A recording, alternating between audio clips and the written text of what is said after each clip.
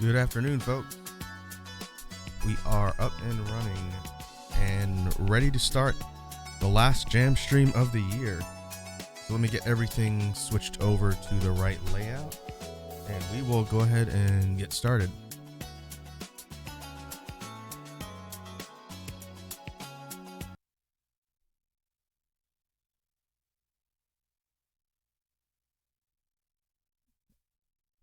All right. We got the right layout. I'm going to put on a real quick loop that I threw together before the stream just for some background noise, and we'll talk about what we're going to do today. Hopefully that's not too loud. Let me know if I need to turn it down a little bit.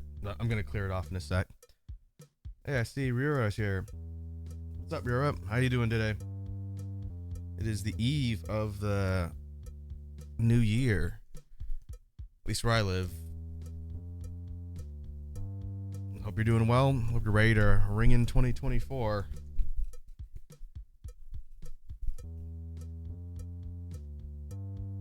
Rira says doing good. Good.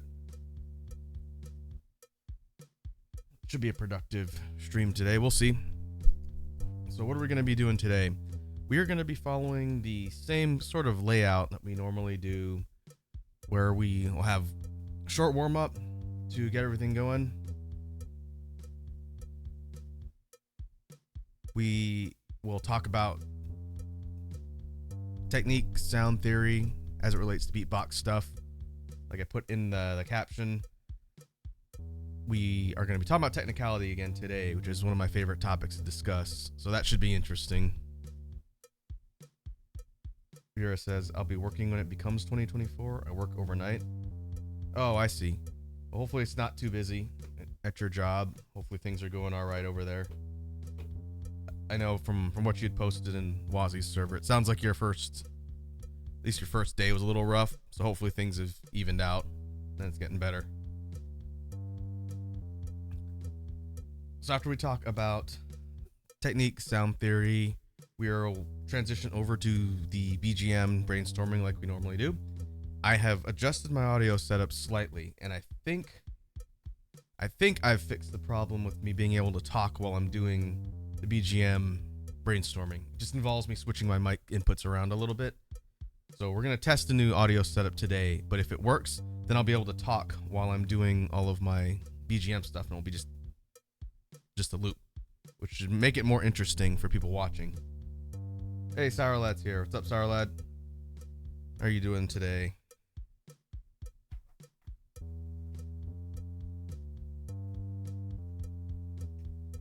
Oh, just lost my mouse.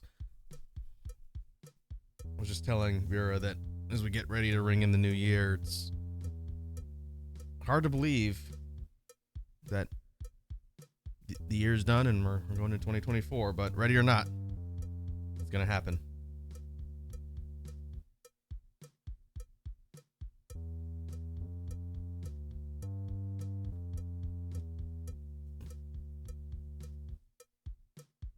Thousand-yard stare. 2023 was definitely, like we talked about in the annual wrap-up earlier in the week, 2023 was definitely an interesting year. It had its ups and downs. I can't really complain too much, at least for me. There was more good than bad that happened this year, I think. But as it always is, there's ups and downs, but we keep marching forward, because that's all you can do. All right, let me clear this off.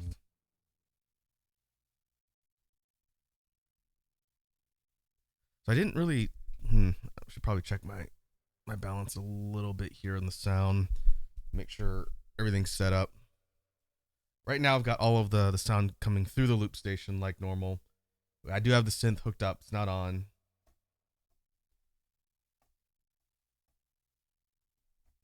But we'll see once we get started. Make sure none of my snares are redlining me here.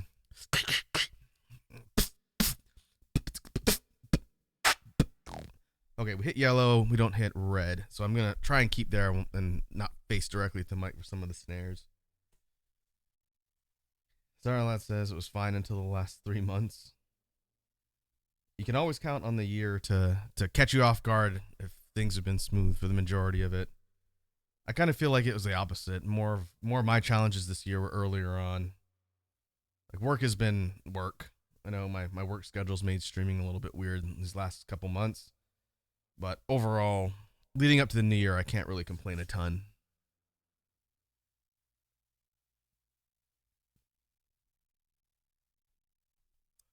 Okay, I think everything is set up, so we'll go ahead and get started with some warm up. Basically, this doubles as warm up slash freestyle practice to get the blood flowing, get the muscles in the face warmed up, and ready to talk about our next topic in technique sound theory. So let's go ahead and get started. And again, we kind of sound test everything, so let me know if I need to do anything with the audio while I'm just doing a bit of freestyle practice for warm up here. Let's go ahead and get started.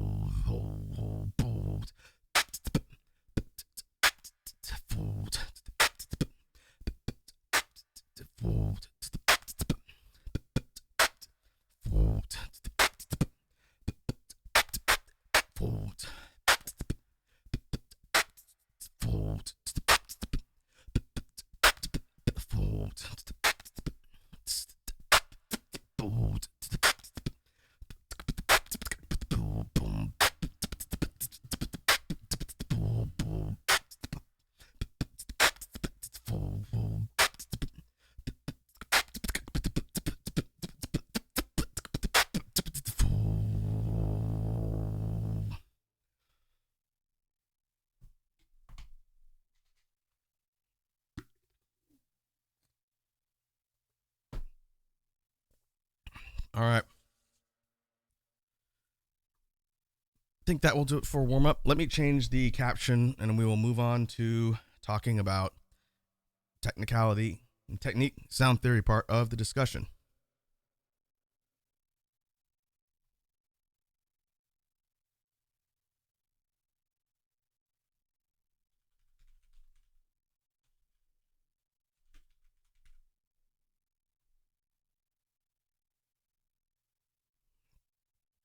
Ooh, and we got a hydrate reminder from Starlad.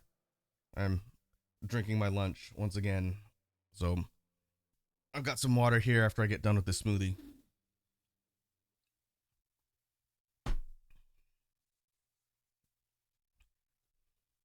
Well, hey, I see Whups in chat. What's up, homie? Hope you're doing well on this eve of the new year. Welcome to the Jam Stream.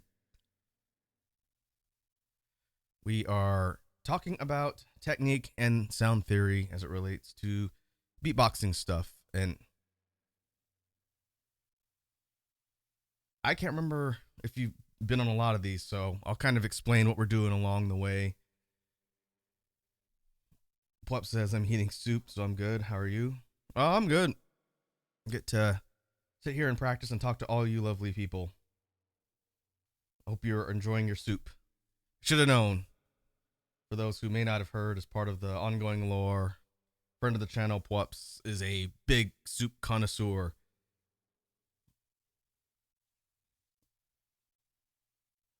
That is one of the things I know about Pwups' real life taste is they really like soup. So what are we talking about with technique and sound theory today?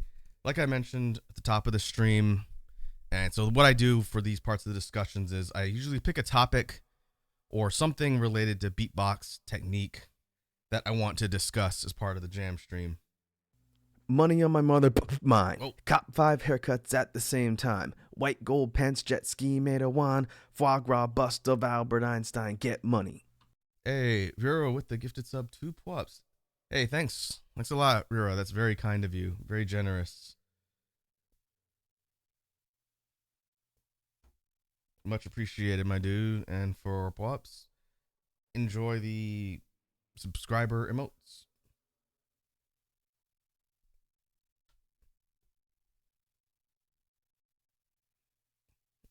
It's funny that my alert always catches me off guard every time it comes up, and it's like a 10-second alert. But I usually stop what I'm doing so I can actually hear it, and so people on the stream can hear it too.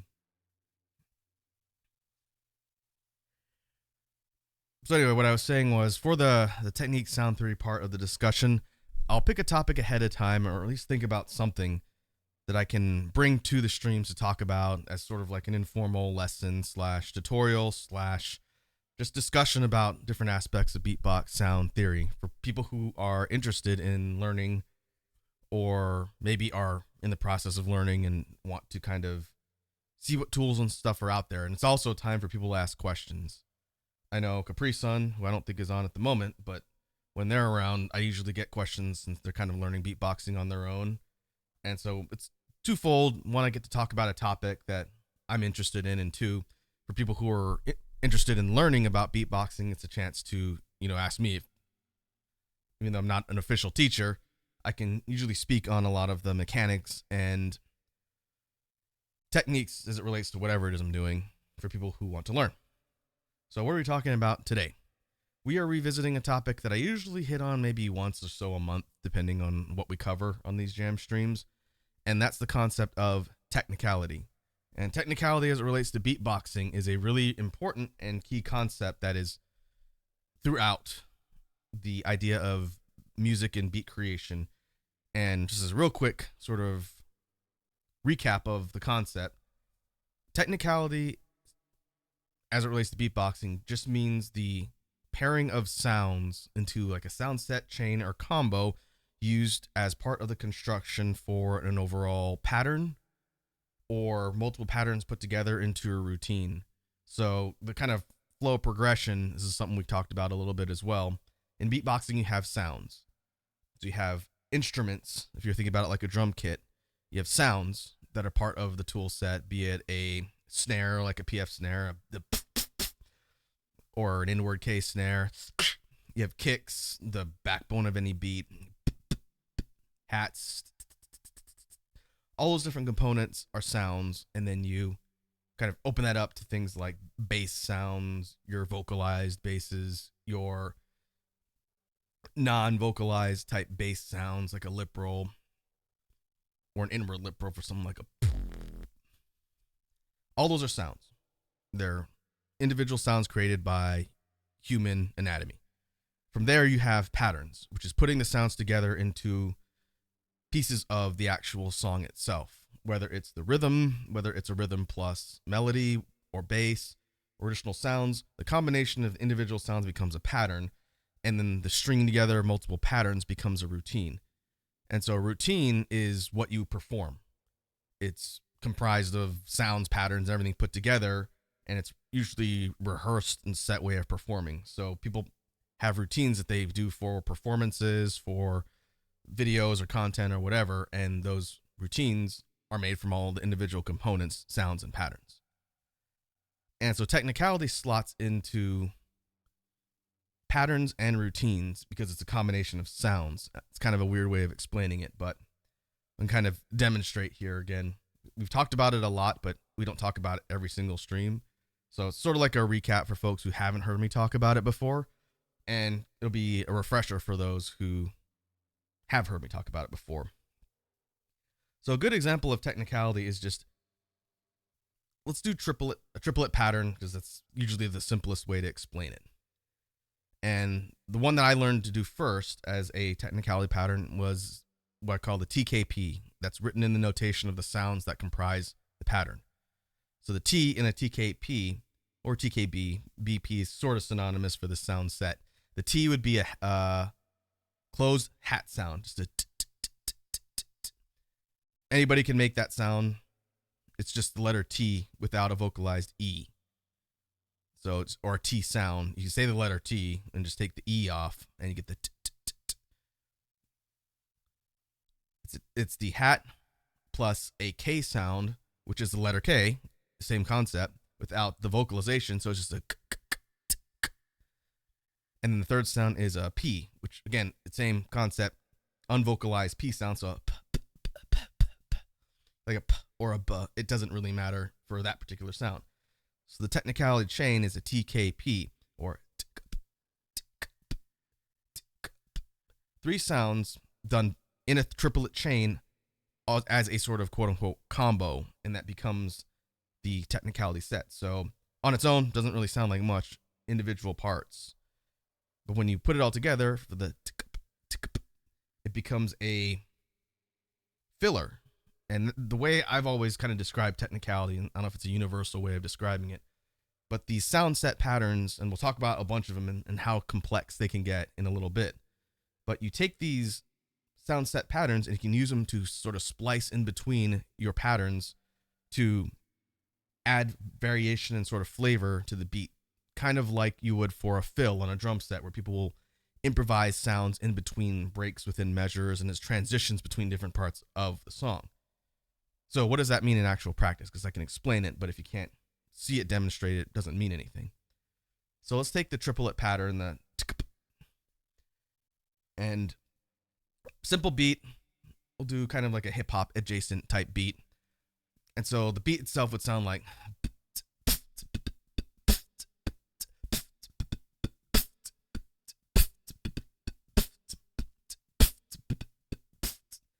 and so each measure of the rhythm being done, it would just be the then it repeats.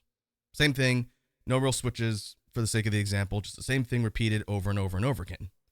If you take the triple technicality pattern and then put it in between the transitions between the measure, it goes from just the to, I'll do sort of several measures with the same technicality pattern, bridging it just so you can kind of hear the difference. You would get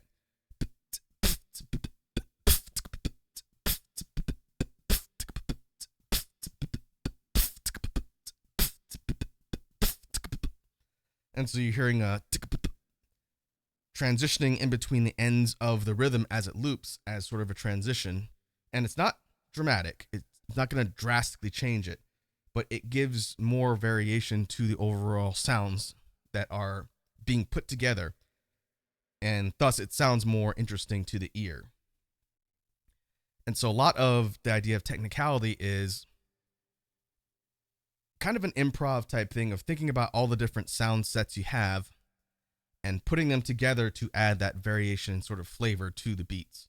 And that's where the idea of practicing and taking the different sounds and figuring out how they chain together and how to chain them together in different ways helps you create more, again, variation and nuance to the beats themselves. And the thing that's interesting about Technicality, and this is kind of what I was leading into at the beginning, it is not just limited to like the 3 sounds I did. The triplet pattern is the first one I learned when I was just starting out. But we'll talk about all sorts of other things that relate to the same concept with different sounds, and you can kind of compare as we go along. But another thing that Technicality became sort of synonymous with in beatboxing, and it's not, to me, it's a little bit incorrect, but I've heard people refer to it as speed patterns. You know, they'll say, oh, you want to hear like some really crazy, fast, complex things that are woven into beats, that's Technicality. And I don't think that's a really accurate way to describe it, because it doesn't have to be fast. A lot of times people use the idea of a sound set done quickly to add like a real complex level and impressive variation to their beats, but it doesn't in itself mean just speed. You could have slower Technicality stuff like we just talked about with the TKP put into something like a hip hop beat, and it's not fast per se. But because human anatomy and, you know, quote unquote human for me, but for human anatomy, muscle memory and just training over time allows you to do these sounds faster. And that's one thing that kind of comes with just practicing all the different types of Technicality patterns and just getting familiar with them. So in an example to illustrate, we had the triplet pattern, and it was spliced in between the beat. It was the,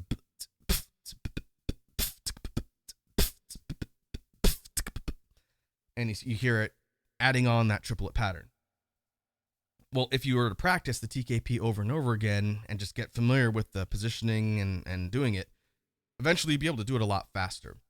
And so you could do things like a Technicality chain or roll where you're just doing that sound over and over again, which is a practice technique, but you could put it into beats as well. And so what that sounds like, if you're just doing it for speed, doing that same triplet pattern over and over and over again, is the tick, and then you just do it faster, and I'll kind of illustrate what it sounds like just ramping the speed up.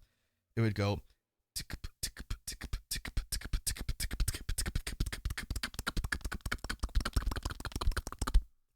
and it gets a little bit muddier and harder to hear when you're first doing it, but eventually you're doing them. It comes fast, so you can use it in fast sort of sections of a song, as opposed to just slow, isolated triplets. And so each of the patterns and things that are more than just individual sounds, you learn how to do them faster, and we'll kind of illustrate that as we go with different examples. But like I think, okay, here's a good example I could pull from my brain immediately. Same type of rhythm construction, but different style of song. So hats, kicks, PF snare, but more like a drum and bass type beat, which drum and bass can be really quick, high BPM in a lot of cases, not all. But let's say we took the beat, and instead of the hip hop ish one we had before, now it's a drum and bass beat. So it'd be something like,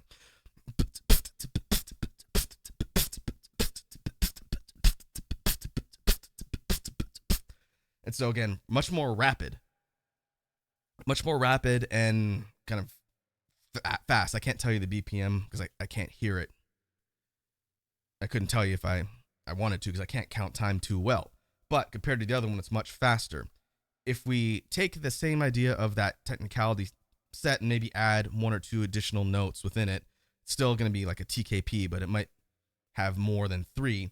But we slot it into that faster rhythm. In between the drum and bass rhythm, you're going to hear that sort of bridged, improvised fill type sound. And so in that example, if we were going,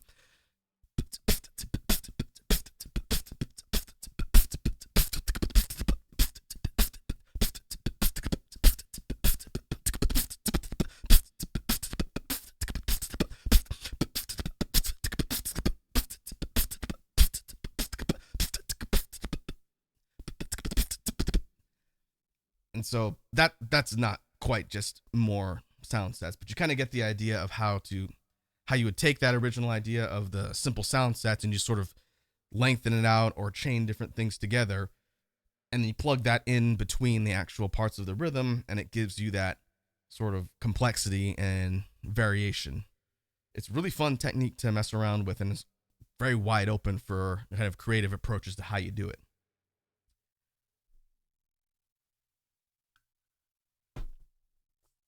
So kind of on that topic, what are other types of ways you can employ these sound sets in order for it to function in the role of technicality?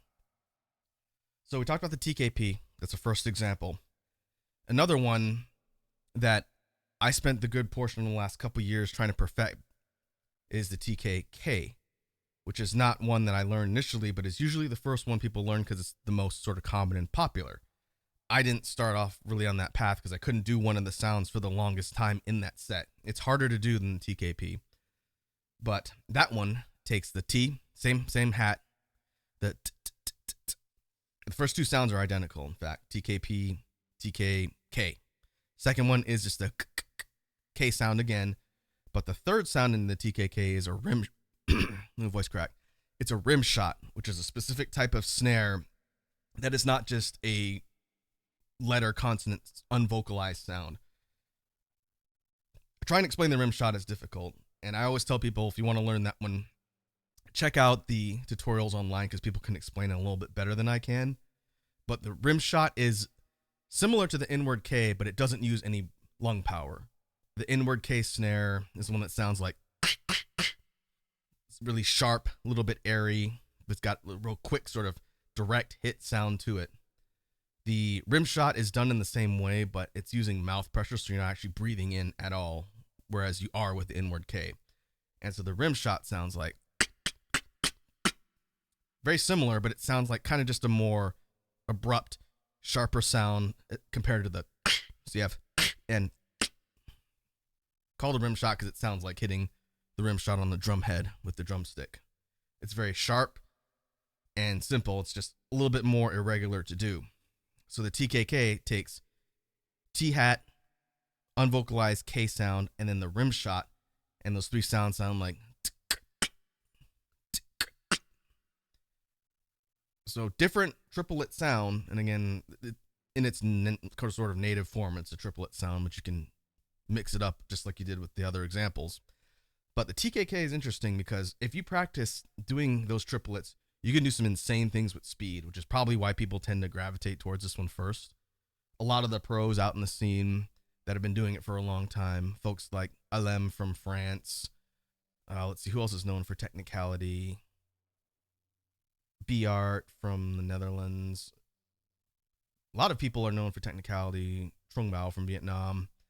And everyone does it slightly differently. Oh, Alexinho, also from France. He's known for a lot of like high speed and fast stuff. But for things like the TKK, so if you think of the same idea, and I'm trying to think of parallel examples so it makes sense how I'm explaining it here. But we take the and just doing it back to back, you can kind of see how that pattern can lend itself to a lot of speed when you get really good at it and you've practiced it for a while. So just like before, if you just chain the triplet back to back, you get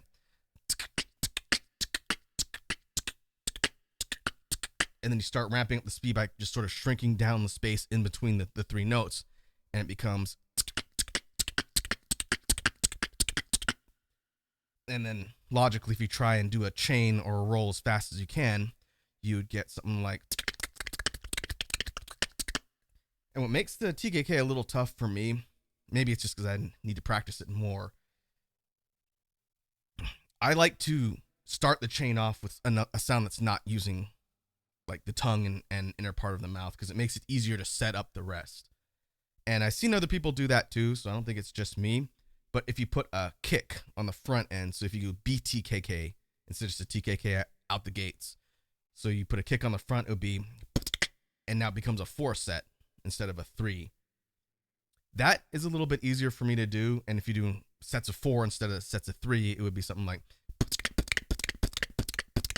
It's not quite as circular and rapid as a roll, but it's a little bit easier to do the pattern because you're breaking up just the with a kick, different part of your anatomy. And likewise, you can do like an FT snare or hat, rather, FT hat, like a in between as sort of that starting sound. So it'd be like,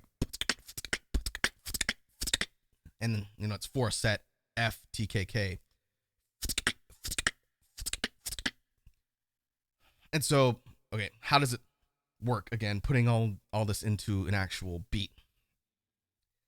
And this is where I'm a little bit, I wouldn't say not as skilled as the TKP, just because the TKK is a different type of sound, and that's what I've been kind of practicing in drills and whatnot. But let's say we're doing kind of like, again, hip hop type beat, same example, but we'll use like a TKK type of filler pattern instead of the TKP. So they would have something like,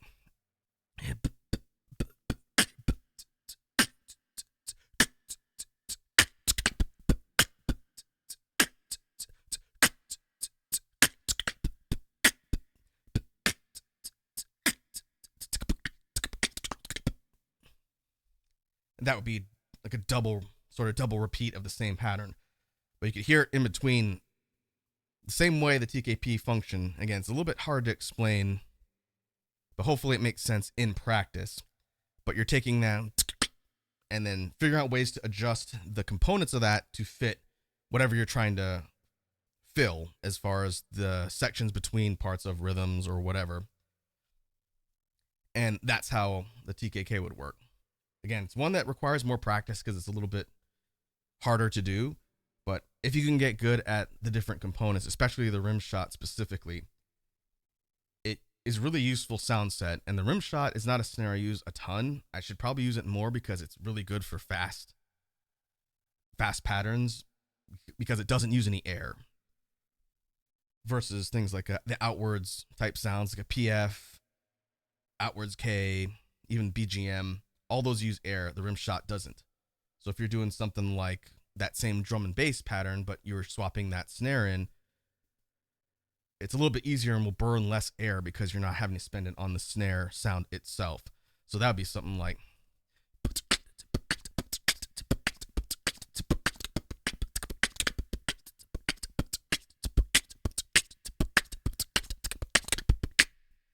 and likewise, because the snare is different, the way you sort of chain that into things with the technicality, I think make it a little easier, because you can go from the to just like a TKP, TKK, which is what I did, and you're combining. So now it's a 6 pattern. So that's how you get the,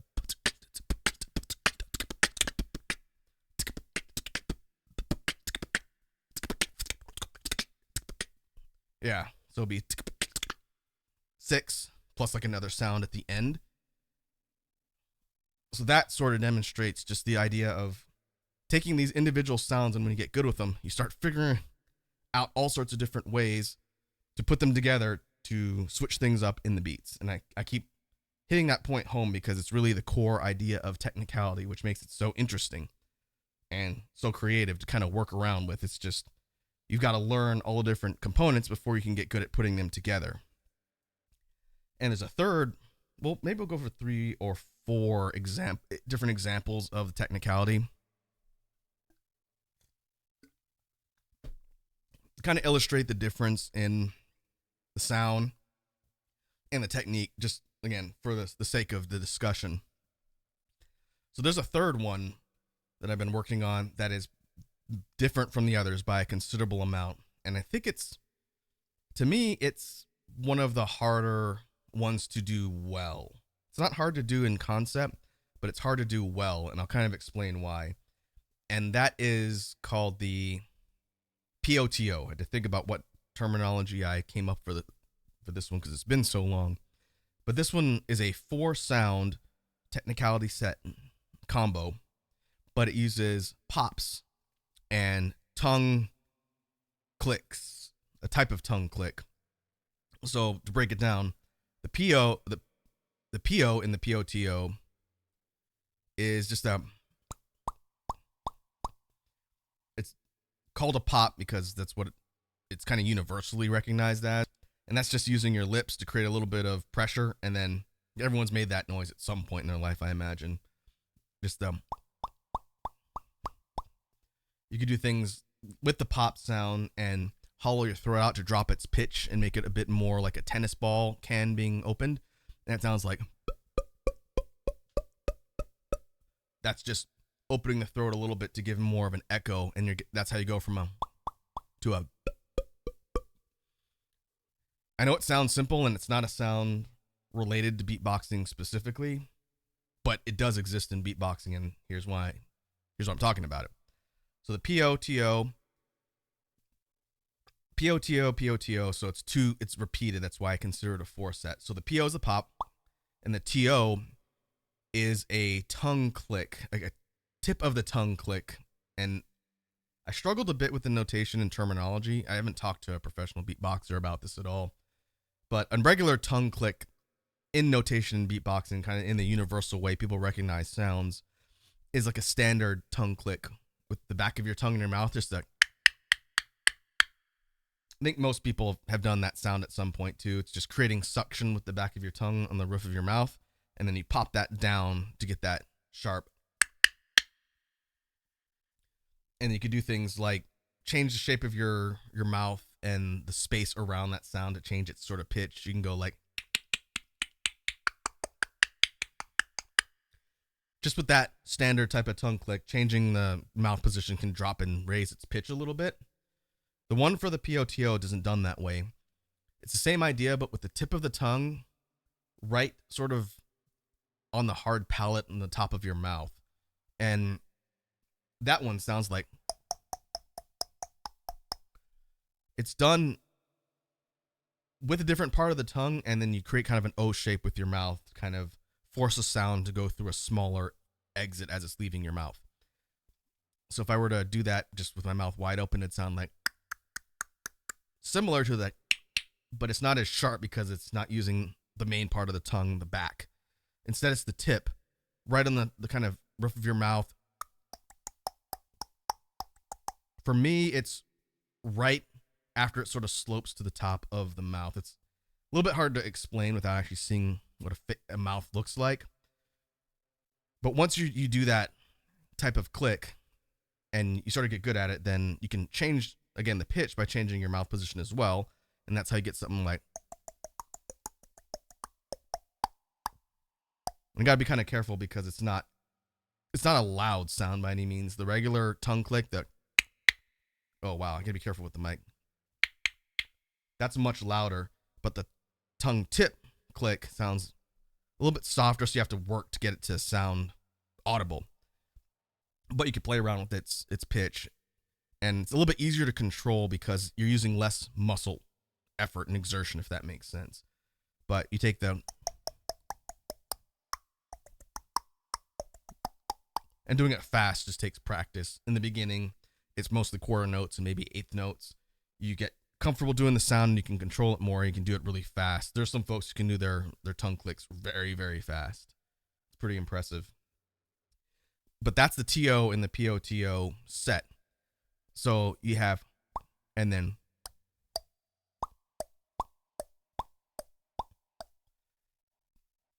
and so the technicality pattern, to bring it back on topic, is taking those two sounds and repeating them back to back. I consider it a 4 sound set, but you can do it as much as you need for whatever you're doing. And so chained as an actual sound set, it sounds like,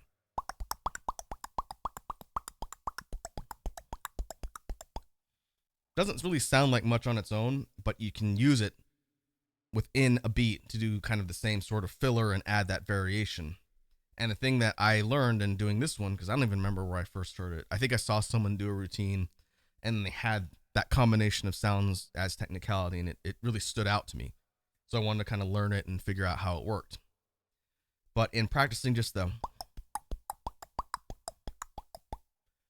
again, the more you do it and get the muscle memory to sort of get endurance and get used to the motion overall over time, you get faster with it. And then ramping up that one, just like we did with the other ones, you go from,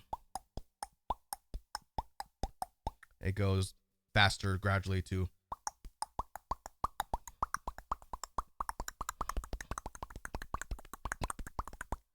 the trade-off being, again, it's not as loud, so you have to really practice on getting enough force to get it to be audible. But putting it into a beat, same idea, might not always be 4. You might be chopping it down to 3 or elongating it out to 6 or whatever you need. But it functions in the same way in a beat as filler sounds. And if you go back to our original hip hop beat, something like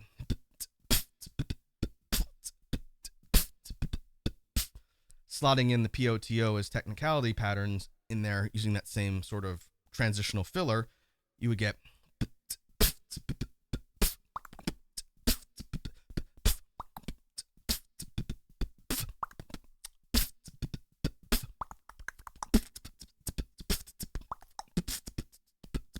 again, it's a rhythm switch up and everything else, but the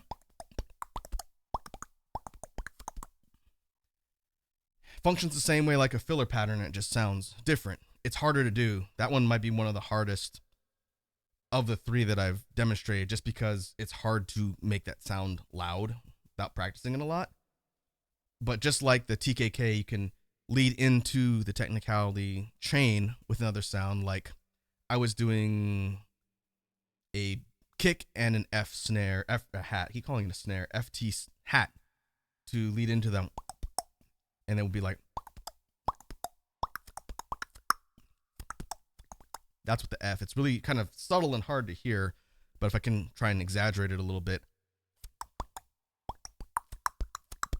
you can hear like a slight like F sound in between that's transitioning between the sets of the sound, and it makes it a little bit easier to do, at least for me.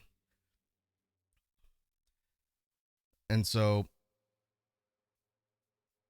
just to kind of tie everything together, I think we'll kind of leave it with those three sounds, but in technicality, there's all sorts of other ways to sort of combine the different single sounds as a standalone into a combo that creates that variation in rhythm or whatnot, and then the variety to the listener, and it makes it more interesting when it's coming across in like a performance or you're actually presenting a beat to someone. We've touched on other things just as like a real quick wrap up. We touched on other things like doing what I call like a K twin kick pattern, is roughly what I called it. And it's just using the same unvocalized K sound from the letter, not as a snare, but it's using it as a filler. And that sounds like two Ks and two kicks, really. And I've done that in certain things, and I don't really call it out a lot because I kind of forget I do it. But if we're putting that into just, again, a beat, for example, it might be something like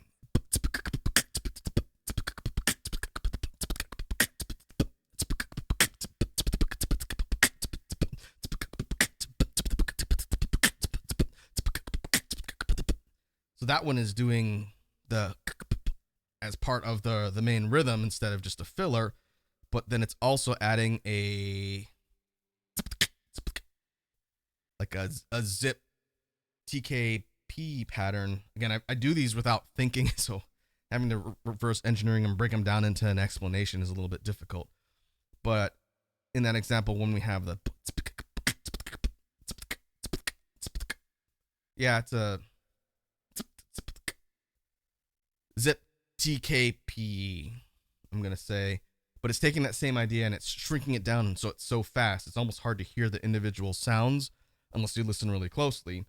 But as you do that, it again builds that complexity and gives you more of that sort of interesting variation and complexity to the sound itself. I know I use the same words over and over again, but technicality is so freeform that all you do, you just experiment around with the toolkit that you have, or incorporate things from things you don't know and learn new sounds, and you bring it all together to create patterns and then routines and whatnot, and it kind of becomes your own sense of style. And every beatboxer is different. Every beatboxer uses these sound sets and tools differently, and that's what makes it so interesting. No two people are going to sound identical unless they're in some sort of structured learning environment, learning from the same person. But even then, outside of a learning environment, it's whatever you want to do as far as teaching yourself or taking all the tools and applying them. And so everybody's different.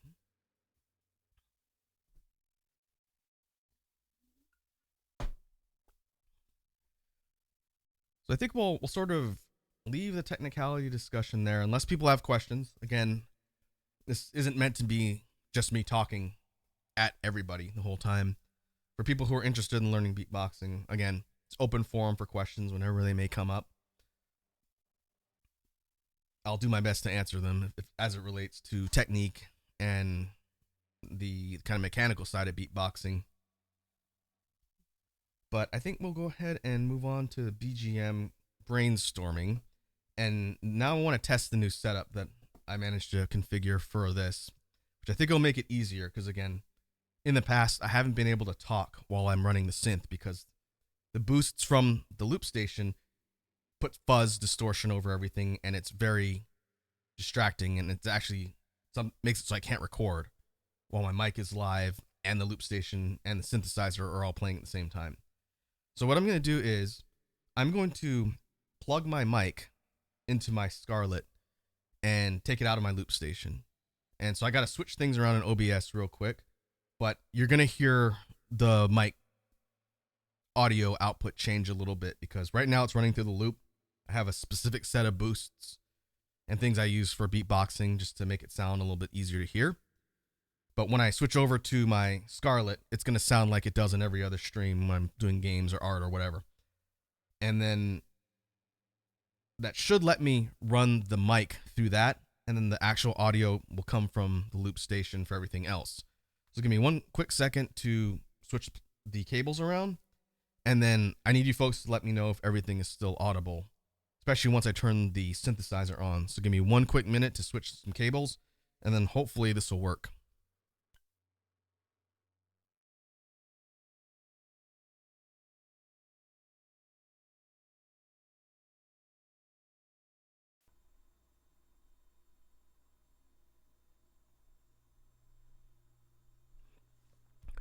Okay. So now this is me playing sounds through the Scarlett just on the mic. So I'm seeing audio, so hopefully you folks can hear me coming through the regular source. And let me know if it sounds weird or anything. This is the mic settings I normally use for all content that doesn't involve the loop station. So let me know if I need to tweak anything with this particular setup. But now I'm going to turn the synthesizer on, turn off my boost on the loop station, and we should be able to hear everything. So let me try that.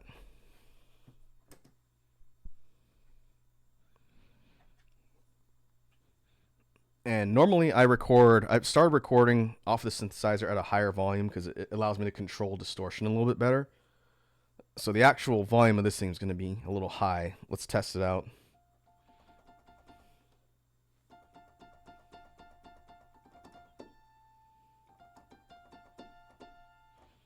It might actually be too low. Let me boost this up a little bit.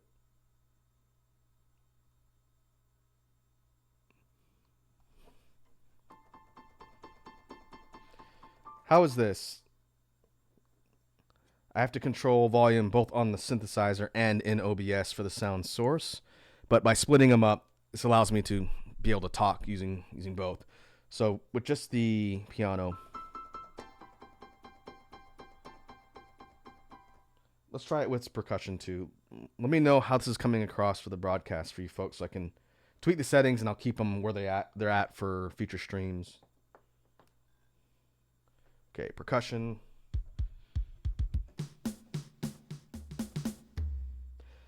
Another thing that will make a little bit of a difference, if the synth audio is a little bit low, that's okay, because once I start looping it on the loop station, I have control over each track's volume as well. So I should probably test that before I just start boosting things everywhere. So let's just do a real simple rhythm and we'll see how it loops, because that's what matters, as opposed to just the input from the synth.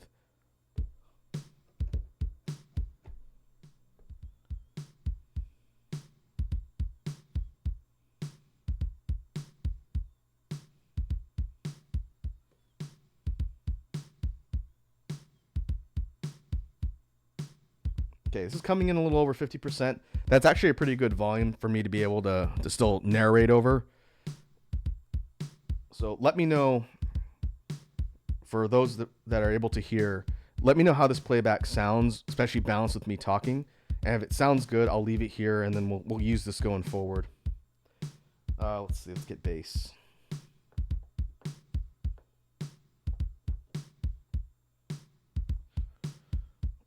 Let's try it with the bass guitar to bass boost and see if this causes my audio to go crazy.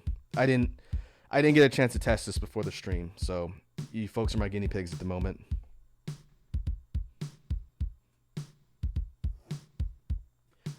All right, so bass.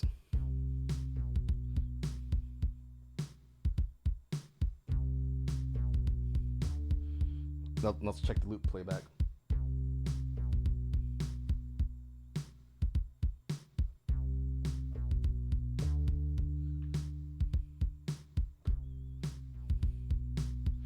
And I gotta make sure that the balance is audible too.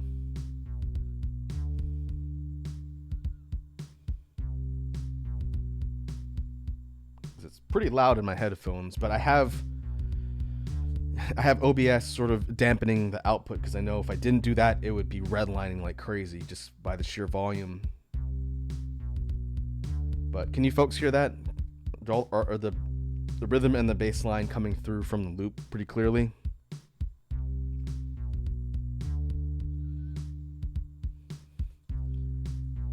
And let's test this with a high-end sound too. Let's do. Let's pick a synth.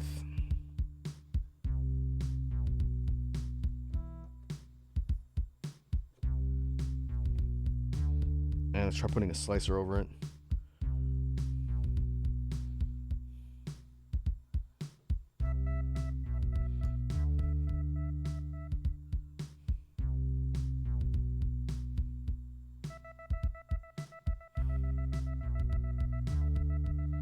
All right, let's try that.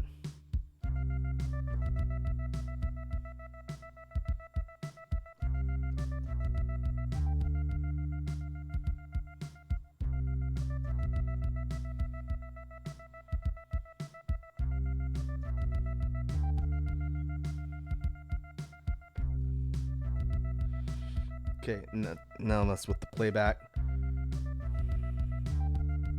Or the loop, rather. This is with the loop.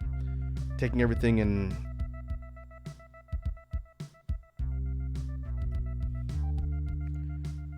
I guess I could test it this way. So that high-end sound to me, at least based on the OBS readout, is coming in a little bit softer just because it's not quite as loud as everything else. But when you combine it with the beat and the bass line,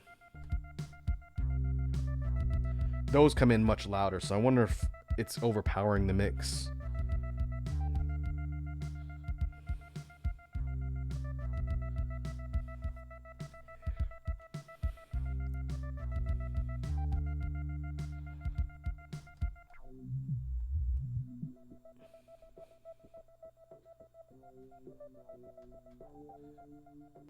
And then if we filter everything, this is the other thing that's nice about having my audio sources separate like this.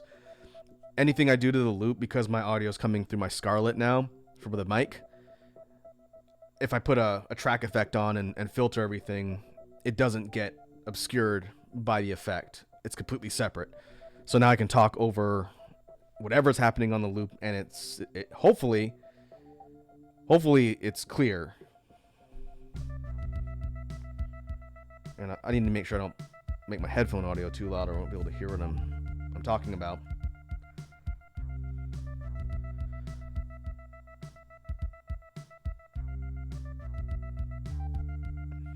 But everything looks, at least on the OBS side, it looks like it's coming through fine.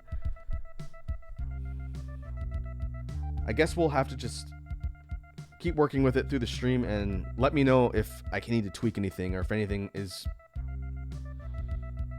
obviously off with the sound, because I don't know what the broadcast sounds like. After the stream, I'm going to watch the archive back and see what it sounds like, and maybe I'll tweak things for next time. But for the loop station specifically, for the BGM brainstorming, and let me change my caption, hopefully we'll be able to do it this way going forward.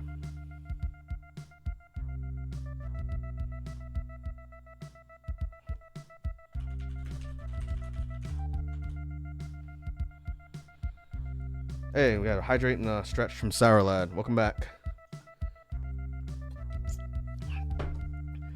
Are you able to hear the sound balance, Sour Lad? I was polling the chat earlier, but I switched my setup around, so now that I can talk and have all the loop station going at the same time. But for the playback on the loop, can you hear it?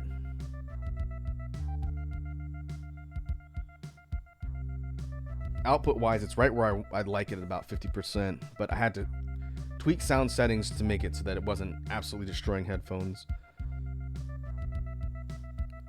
So with me talking over it, just let me know if I need to tweak anything, and then I can keep my settings the same.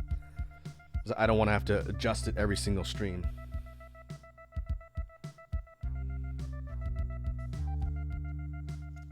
Pop says, I don't think I hear anything weird. Okay, well, the main thing is that you can hear the music being looped back, and you can hear me over it, and we're not drowning each other out. Okay.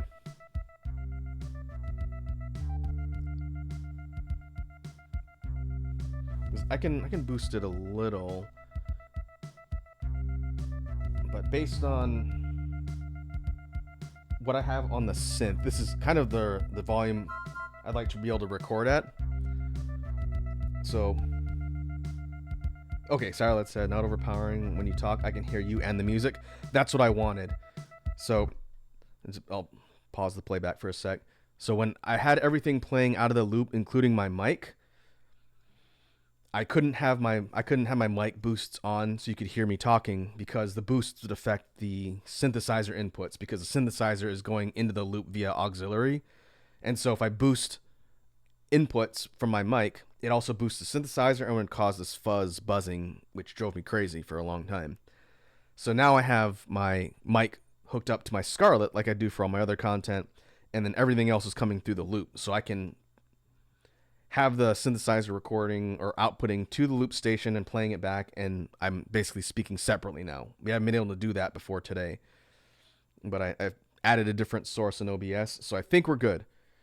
Sorry for the sort of long-winded technical support, but I wanted to make sure it didn't sound off. Okay. That wasn't a bad sort of starter beat, but let's clear the loops tracks off, and we're going to start from the beginning.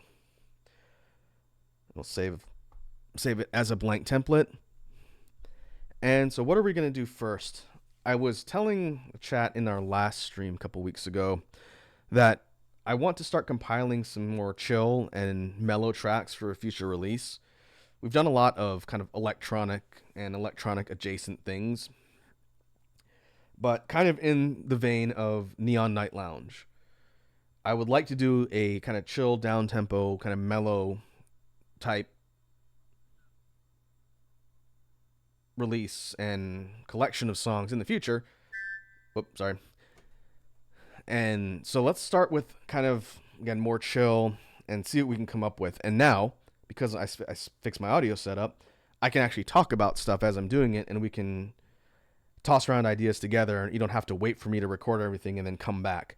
Now we can do it in real time, which is going to probably take a little longer, but hopefully it'll be more interesting because I can actually kind of talk through my thought process instead of just noodling around on the synth and not being able to talk to all you folks. So again, start with the rhythm normally. So let me cue up like a jazz percussion set, and we'll start there. This is the jazz drum kit.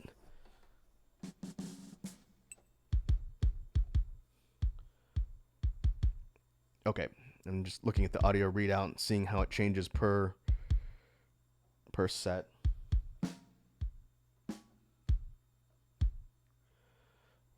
So for a more chill, mellow type of rhythm, I use, again, this is a rim shot type of sound, so kind of on top of what we were talking about before, but I've done this a lot, and a couple of the Night Lounge tracks had, this is the snare, so maybe we set it up, but then we're going to layer other snares on top of it, so it's not just the rim shot by itself. So we've done things that are kind of, hip hop ish, again, taking some pages out of Trip Hop's book for the rhythm and style. So some of the previous ones have had a rhythm kind of like,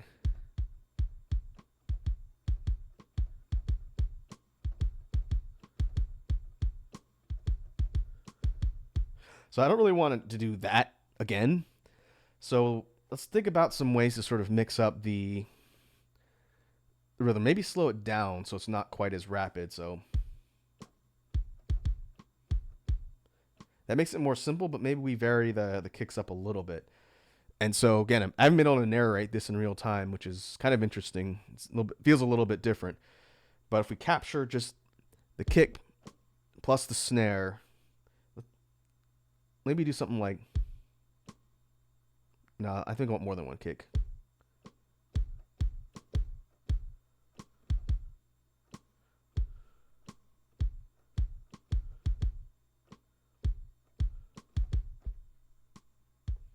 It's a bit longer rhythm.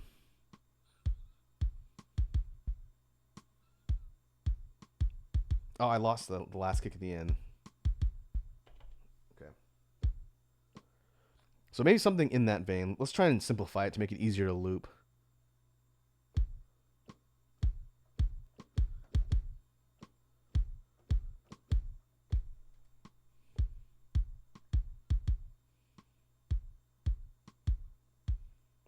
Yeah, it's closer.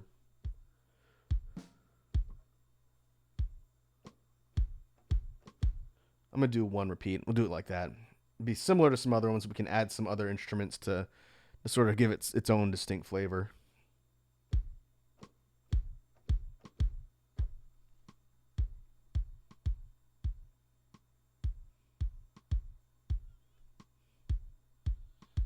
Okay, so we got that looping.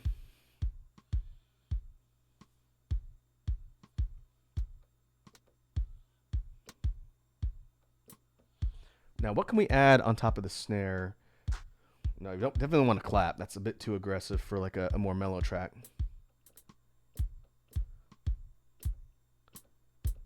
We could add some hat. Not lined up necessarily with the snare itself. If we drop the volume down on this one so it's not quite as prominent.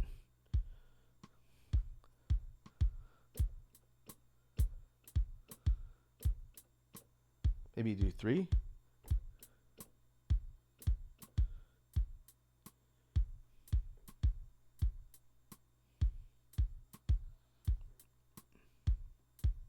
Three and 2. So 5 total for just the hat. But what about the snare itself? Ooh, I've used this one before too. This is a different type of rim shot. I don't know what you call that. It's a different sound, but it functions the same way.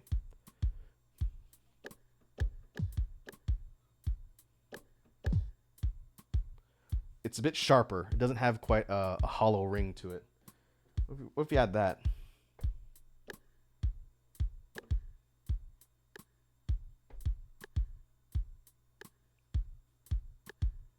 I think it's too loud.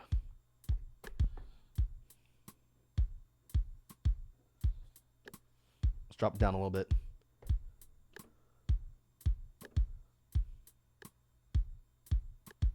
Oh, we can even add, all right, let's take advantage of the tool set here. Let's add a slight delay, so it's gonna have a little bit of an echo to it, but not so much that it sounds like it's completely off rhythm.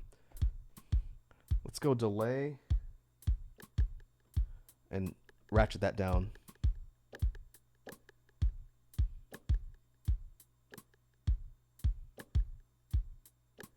There we go. You can hear it just slightly echo.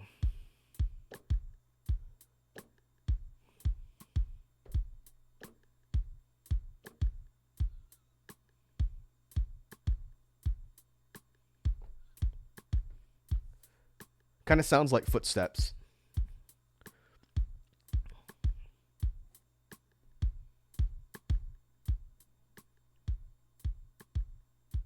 Okay.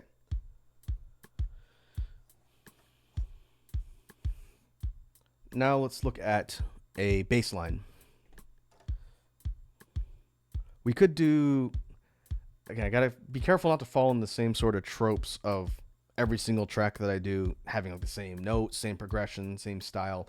That's difficult. So a lot of times I just have to mess around with different combinations of sounds and try and think back to other things I've done and see, make sure I haven't just wholesale ripped a melody off from one track and put it into the one I'm working on. But for bass, we can do strings actually. And whoop,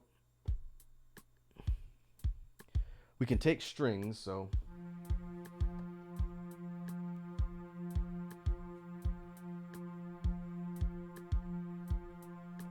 but if we take the guitar to bass input effect, which takes whatever sound's coming in and adds low end underneath it, like it bassifies a sound, as it were. And it's really handy for setting up bass lines, because if you take some, like, let's say we're about here, it just sounds like strings, but if we add in guitar to bass underneath it, we get, this is about 50% on the knob. Now you can hear it sounds like a lower bass undertone on the sound itself, and the lower we go, the more prominent that becomes. So you can hear it without the effect. Sounds like just kind of a set of strings playing, but with the effect on, you can hear it. It gives you that low end, and depending on if you're using headphones or not, I don't know how strongly this is coming across in the mix, but I can definitely hear it.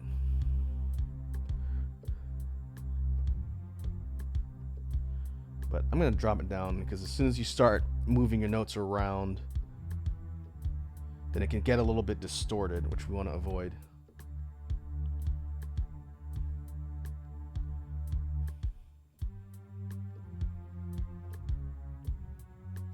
So now let's think of a combination of notes that we can lay down into a bass line that's going to pair with our rhythm so far.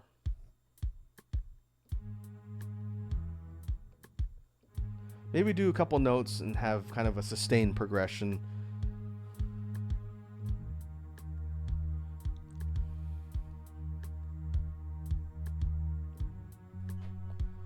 We can even do 2-note progression. It doesn't need to be super complex.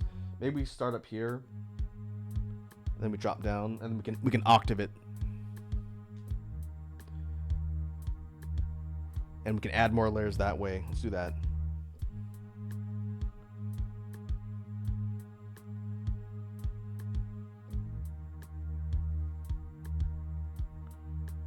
And we can capture this.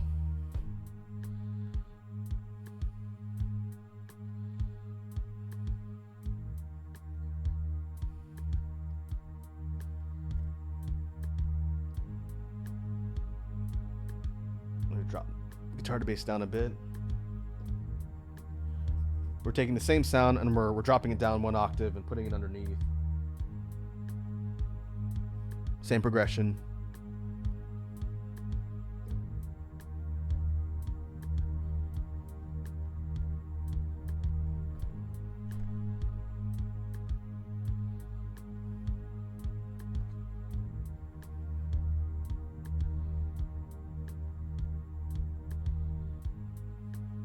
So real simple, just 2-note progression, dropping down, but we can jump over to another instrument on the synth, and this is what I've done on a lot of them. I'll take another sound and use the same progression but with a different instrument and add it, so again it adds a layer. It doesn't change the notes and that doesn't necessarily have to harmonize, but like if we go over to flute, standard flute, and we use the same notes with guitar to bass. See where we're at. We're about here.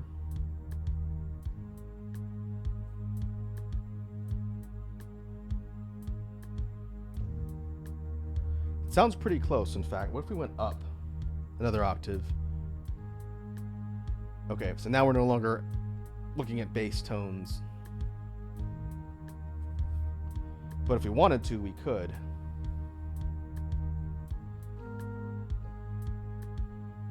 So let's actually leave the bass, and maybe we can add later if we so want to. But since we're here on flute, let me take the bass boost off.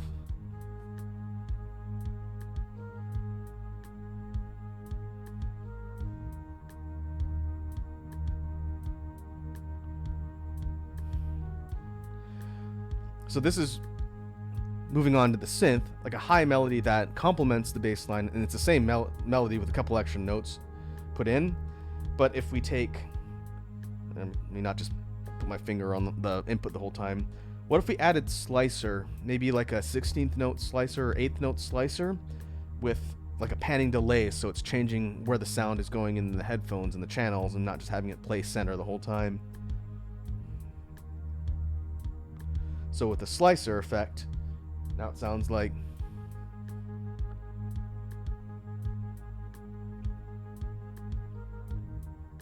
you can hear it chopping up the flute input. But if we add panning,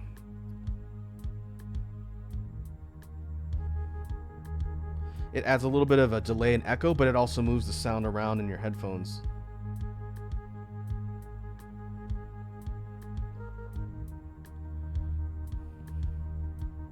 If you wanted to get really crazy with it, since we have 3 inputs that can affect sound coming into the loop, we could even add filter, which is going to muffle it. Oh no, that one's a different preset. You won't be able to hear it. What if we did phaser? Even phaser is pretty subtle. It's hard to hear.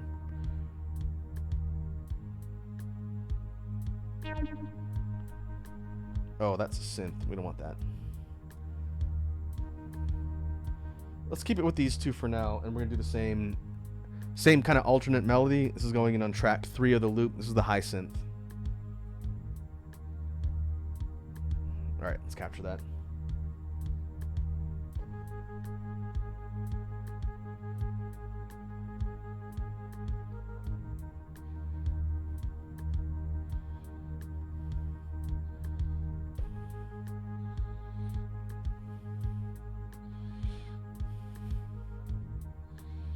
Loses a bit of volume on the second half. That's kind of weird.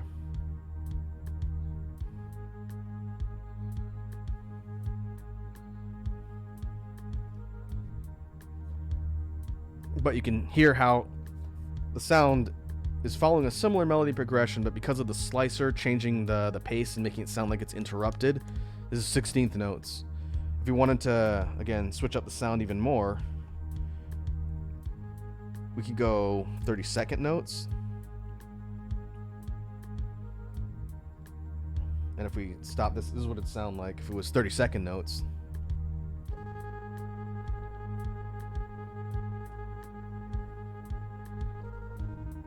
I think it's a little bit too fast. We're getting like in the realm of like a trap synth a little bit. But if you wanted to play around with a different type of rhythm, all you have to do is change the increments that it's slicing. Likewise, you can step it down.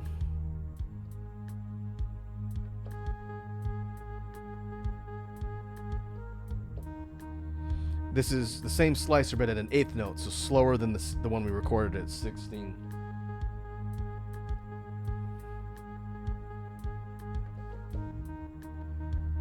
Different effect. I think I like the 16th note better.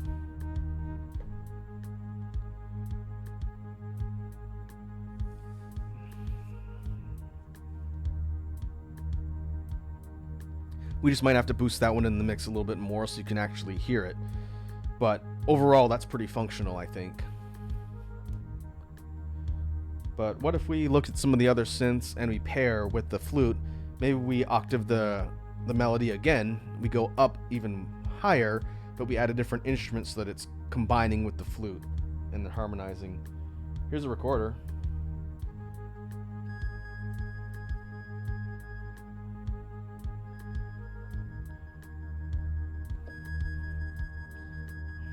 I think that's a little too sharp of a sound. It'd be very painful for people to listen to. Ooh, Stardust. Not this one. This is more chimey. A bit more chimey synth. Ooh, that's not bad. That's not bad. Let's layer it.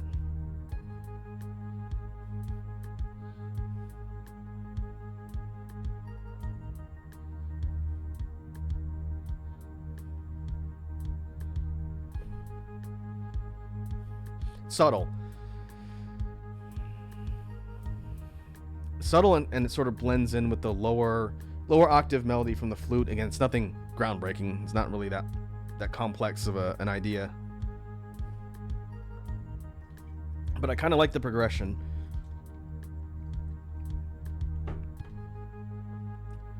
So let's think about, we have 2 more tracks on the loop for this particular file. Let's think about some other things that we can add to this one, again, to keep it mellow, so not go too crazy with the melodies and synths.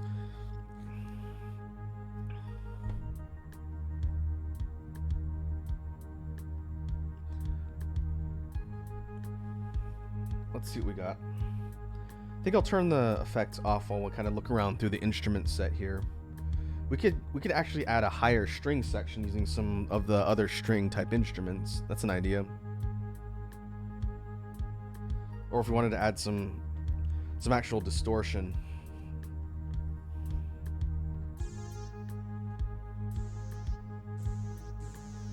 This one's called Fargo. I don't know why it's called Fargo, but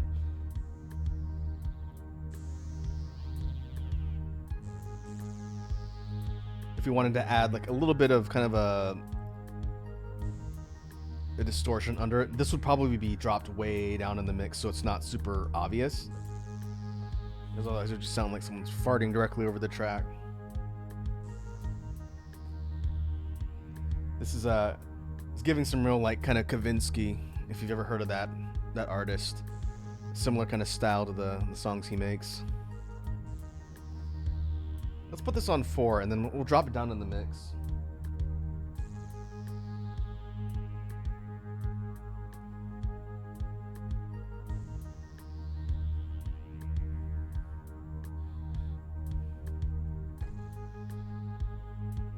Hey, Snake's here. What's up, Snake?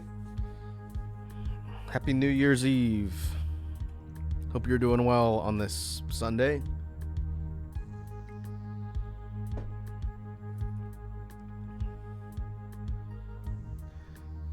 We are experimenting around with BGM ideas via the loop and synthesizer, and I'm kind of narrating what I'm doing, and that's going to be different from previous streams like I talked about earlier because I switched my audio setup.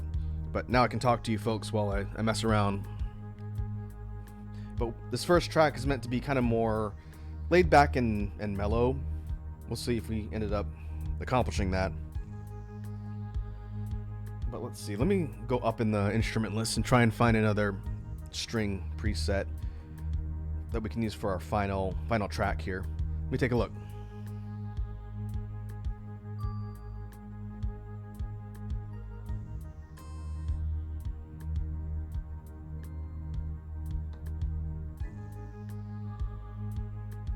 Oh, we could even go choir synth too. That would be really funky.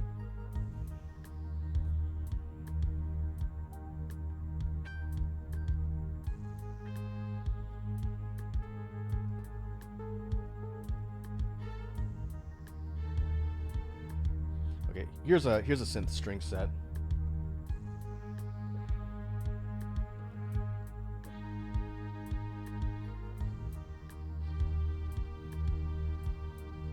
Let's try a simple melody.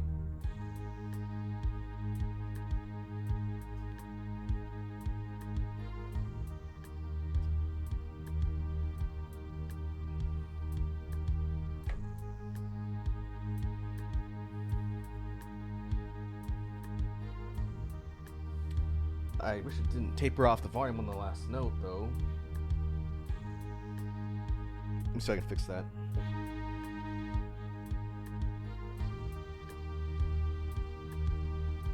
That's better.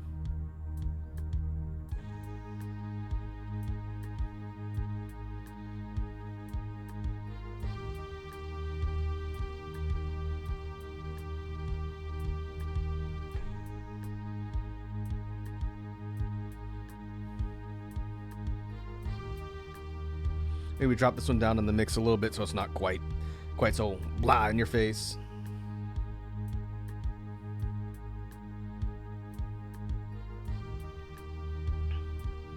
Could do something for effects, maybe filter the whole thing. Kind of muffle out the sound a little bit. I do it on tracks a lot, so I need to be careful not to just duplicate the same thing over and over again.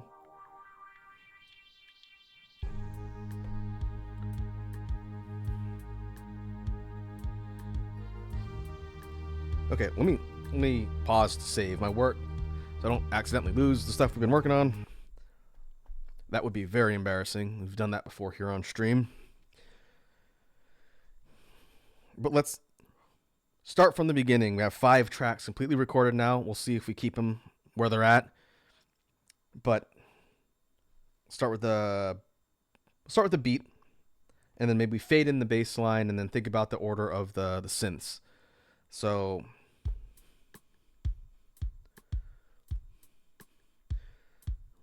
starting off with kind of the mellowish laid back beat, like a slow hip hop / trip hop type beat.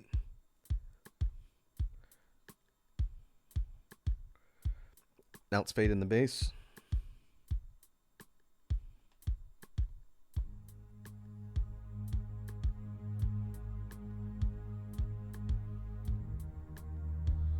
Real simple, 2-note sustained bass line.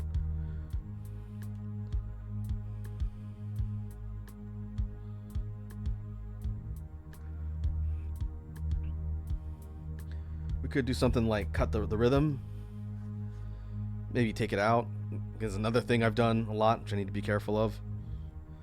And then when we bring the beat back, we bring it in with the synth line.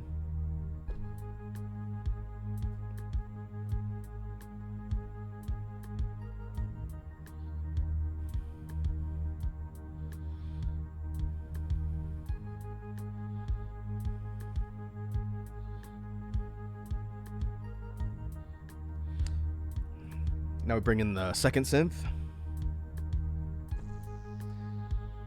Oh, this is the distortion. I could probably bring this in at the same time as the other one if I really wanted to.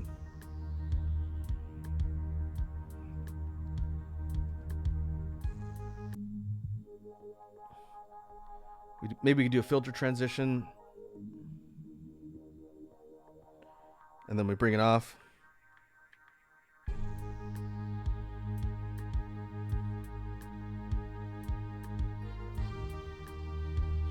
And when we come out of the transition with the filter, then we bring in the high string synth.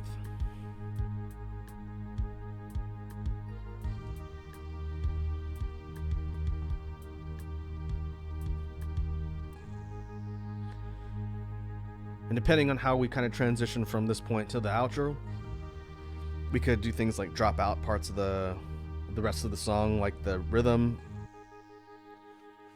And it'd probably fade out better than just a cut off. I'm just hitting stop on the loop playback.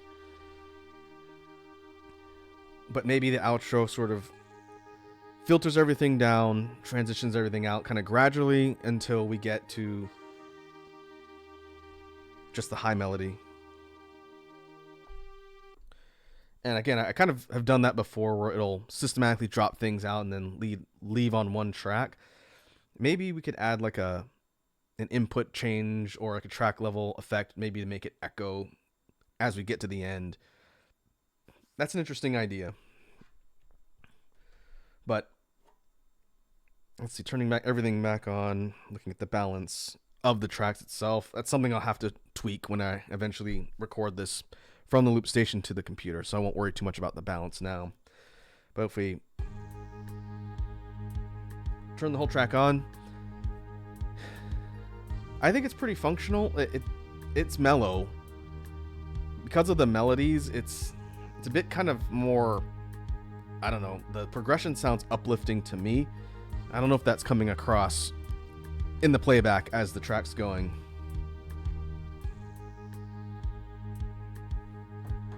But before we move on, because I think we can work on the next one, what are we going to call this? Just like we do on all the other streams, I open the floor up to the chat as far as name suggestions for the track, and then I'll write them down, and then when I record them in the future, I can make sure and use the name we came up with. So for this one, again, pretty kind of mellow, but a bit more of a kind of positive vibe, at least to my ears. So feel free to throw out some suggestions for names. Let me go find my title document, and then we'll see what we got before we move on.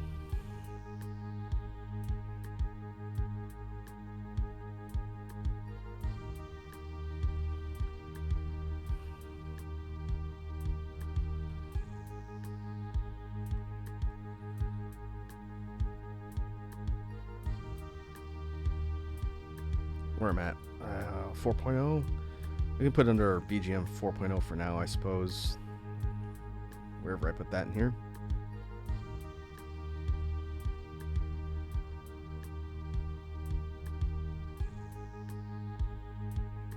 There it is.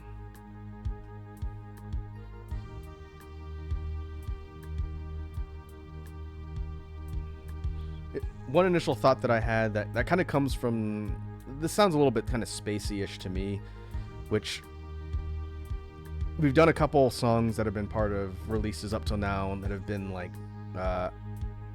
we had, was Galactic Voyage, I think was one of them.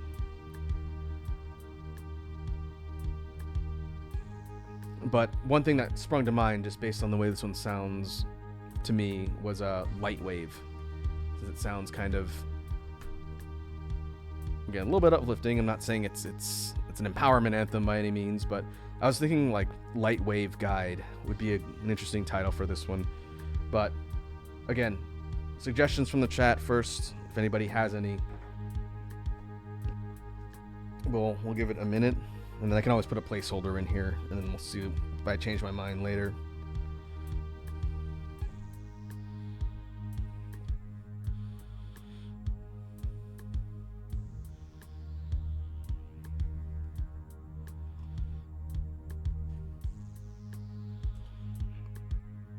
It's funny, there's some tracks on this list doc that I have that I don't remember what they sounded like when we recorded them, so eventually I'll have to go back and find those in the VODs to figure out which one is corresponding to which, because most of these titles come from you folks.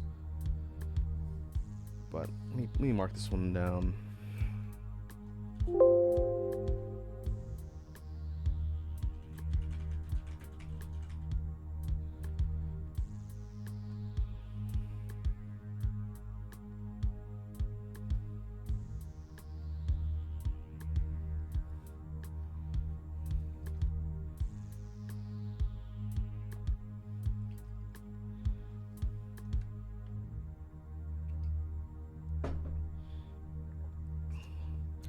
Okay. Well, I'll leave that one as a placeholder. Again, I'm not trying to put people on the spot, but I do think it's kind of fun when you folks give me suggestions for tracks. So at some point, in fact, it doesn't need to be at the end either. If something pops into your brain while I'm putting different things together and you think it might be a good track idea, you can drop them in the chat at any time. It doesn't have to be at the end when we wrap up. But let's move on to another one. We have time to do one more with this level of sort of discussion. Again, it takes a little bit longer, but I think it's more interesting. So let me move everything into a new file, and then we will clear it off and then start from the beginning.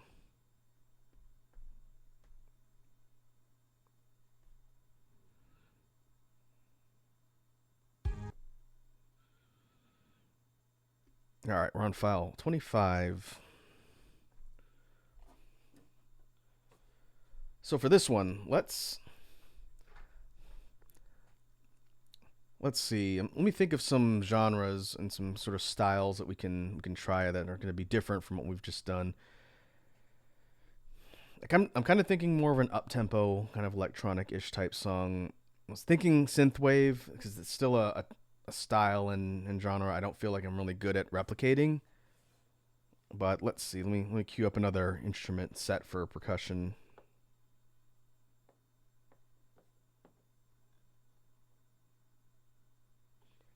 We have like a electronic dance type of tool set kit, which has worked pretty good on things in the past.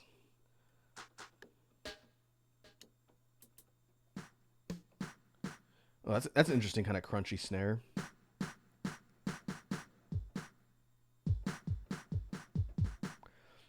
You can do something. I'm not too good at marches. That's another type of style that I want to learn a bit more about, especially when it comes to the RPG projects. But if you want to, or polka, really, to me this sounds like either a fast march or polka rhythm.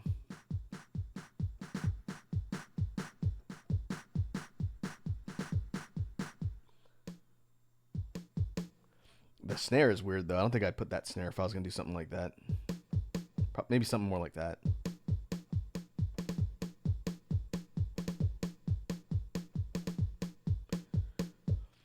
I need to get an accordion.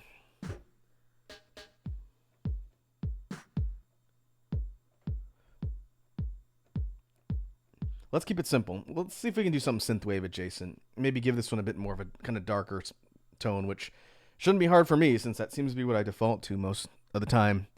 But maybe we go. Let's kind of layer kicks this time. So we're going to do it piece by piece, but we're going to jump around to the other drum kits and see what else we have. So let's start with this. It's a simple 4/4.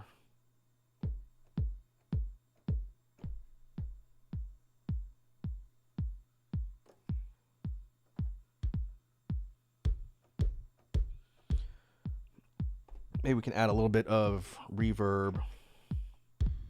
That's too much reverb.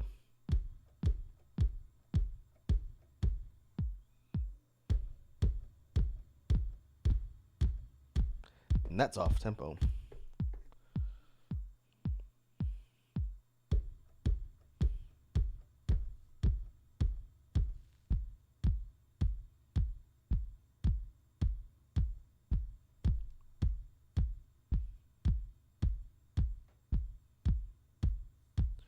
That doesn't sound like it's off tempo. It seems like it's staggered maybe by a millisecond, but it gives it kind of more of a thump to it, which I'm okay with.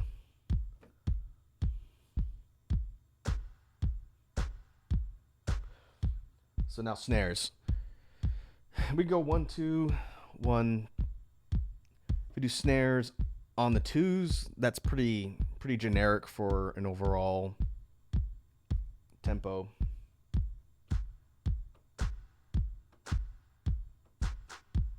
Oh, we could double at the end. That might work.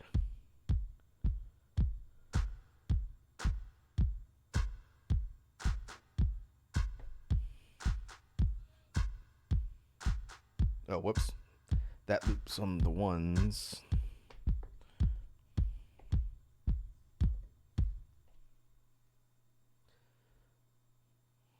think I have not enough repeats to do the snare at the end.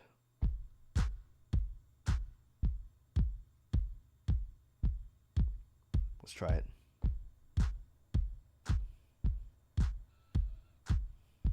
Yeah, if I recorded 2 measures, or 8, 4. If I recorded 4 instead of 2, we could have done it at the end, but it's too short, and I can't add measures. I need to be careful with that.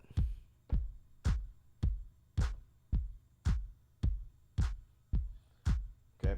Let's add some hats. Maybe we do rapid hats.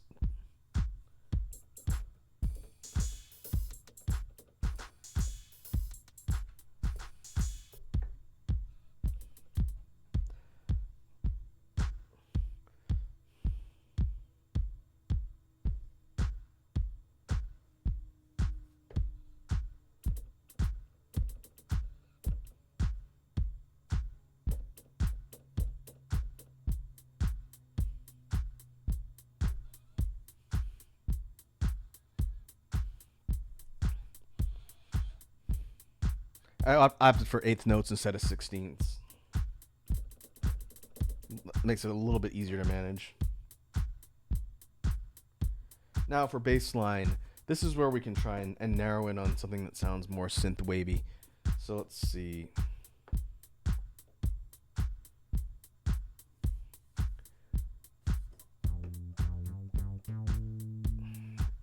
We could try adding an actual synth preset over the input.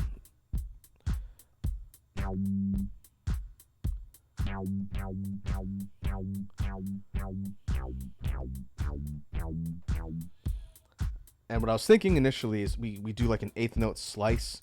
So instead of just being a one hit, it's actually more rapid following the rhythm. But I don't know if it's going to work with the synth. I've never tried that before. Let's try 16ths. Oh yeah, it totally does.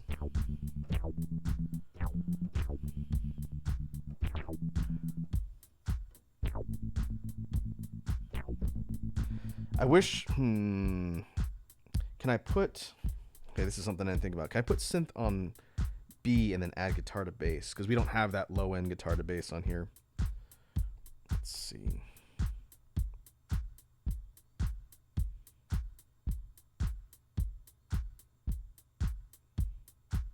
No, we can't. On the loop station, the synth preset's only on input A, which is the same one as guitar to bass. So that's okay. I have an idea on how we can get around that.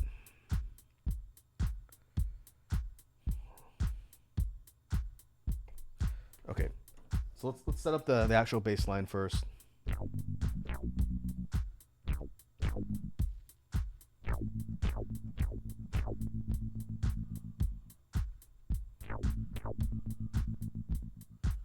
Set the slice rate a little bit higher.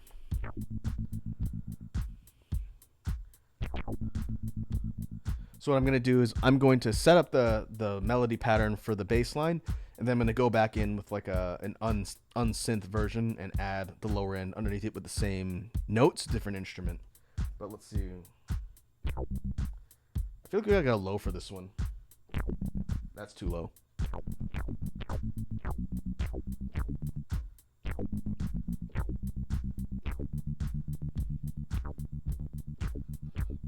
There you go. Back off the synth a little bit, then it doesn't sound quite so farty.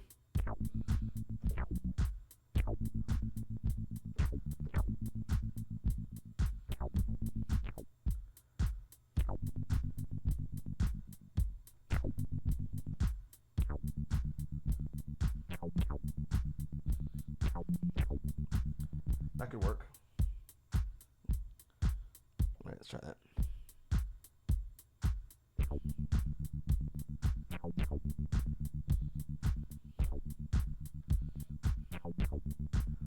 So now we're going to take synth, convert that to guitar to bass.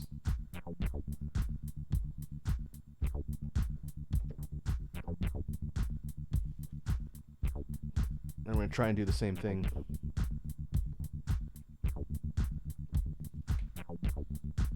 Let's see. Why is that so soft?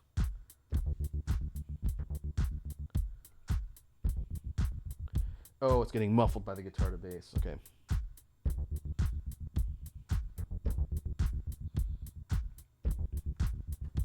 Might need to take that off completely. That's fine.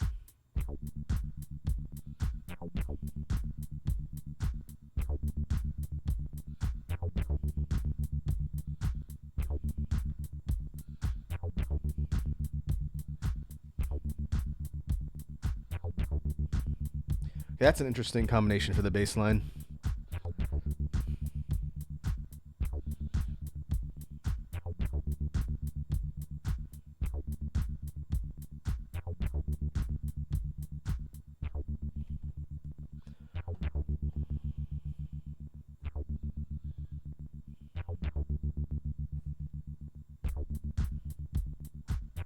All right, now let's think about something to add for the high synth.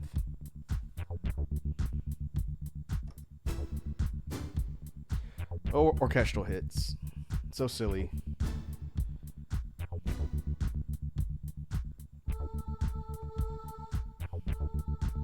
Oh, we could do, what if we did a muffled choir synth using filter? We've done it before, but we can change the presets a little bit. Okay, we gotta do it on B.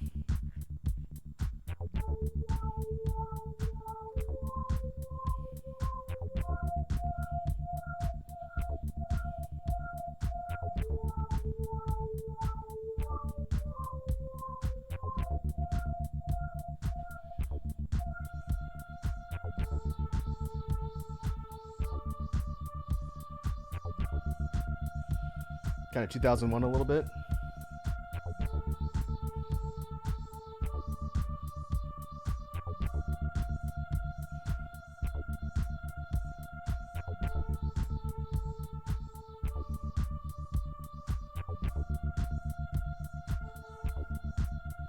We can harmonize it.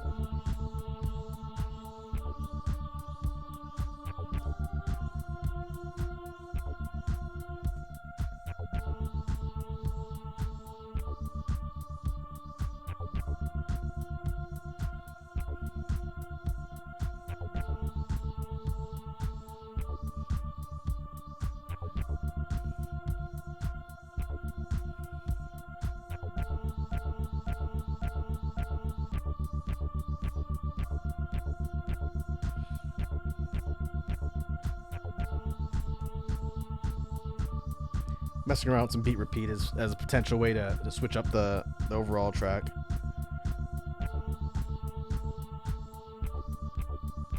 I'm thinking like a repeated kick would sound better.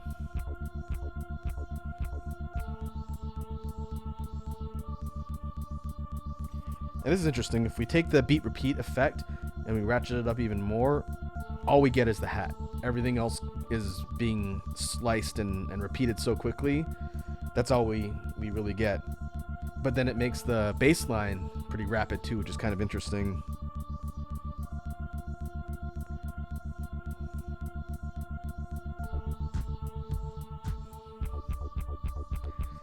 And the way the repeat works is depending on when you set it to repeat, it takes whatever's playing and it repeats it back in a snippet, but it depends on when you actually hit the effect to go into place. So if we do it after a snare, then we get the snare. If we do it after the kick, that's how we get the kick.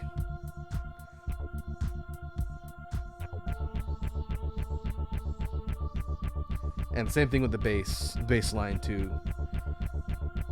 It's interesting, but it's kind of tricky to mess around with depending on the effect you want. Okay, let's think about what else we can add as sort of a complementary thing to this choir synth.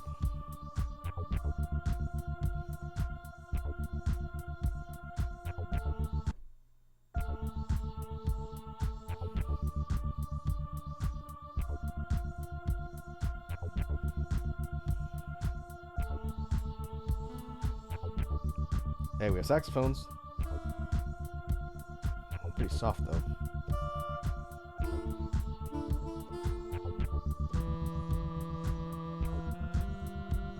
I don't know. Saxophone's really that synth wavy? I guess you could do like sax melodies with a synth wave type thing, and it'd probably work okay.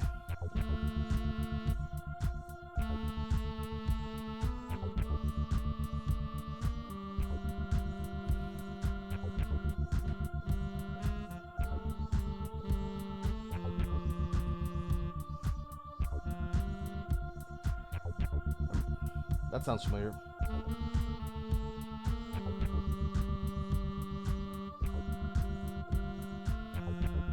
I don't want to get sued by Coldplay. Let's see what else we got. Baritone sax, really low end. Want to just add farts to go really low register with the baritone sax.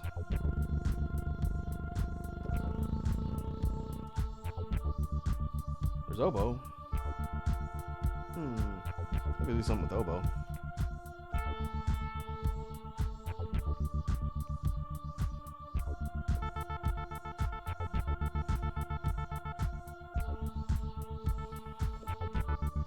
We use this effect on the last track, so I need to be a little bit careful. But we could take this and maybe... What if we filter... No, I can't use filter there. What if we did this filter?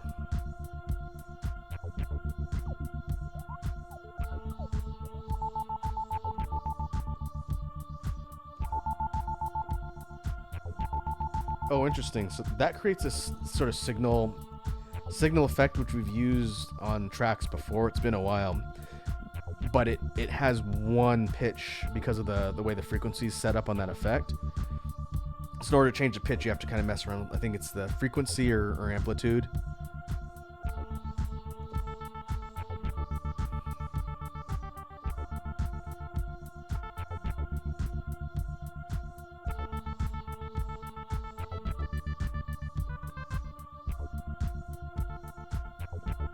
Oh, we can mess around with oboe here.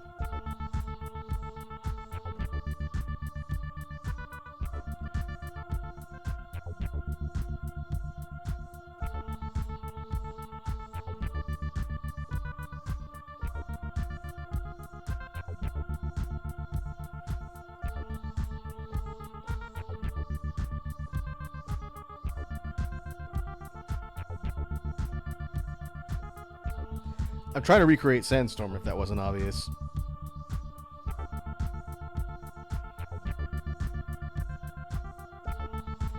That is like Sandstorm adjacent. I would definitely not want to do that in an actual track, but it would be funny.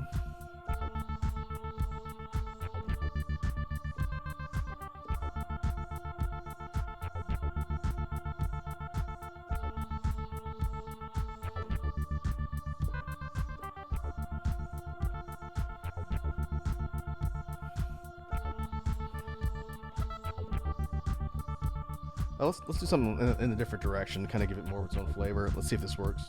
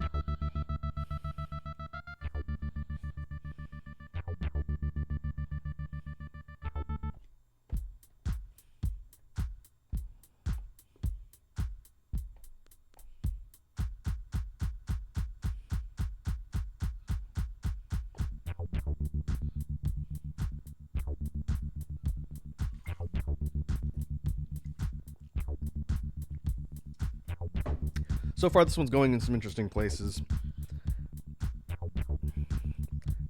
It sounds like the weird cousin of a synthwave, so definitely not synthwave entirely. I'll get it eventually.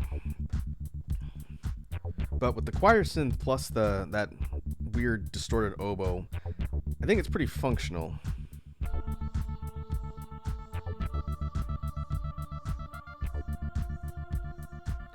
It's kind of like a stair-step melody on the oboe, which is not what I was trying to do. It's kind of the way it just turned out. So I think the way I would structure it would be to have that one come and go.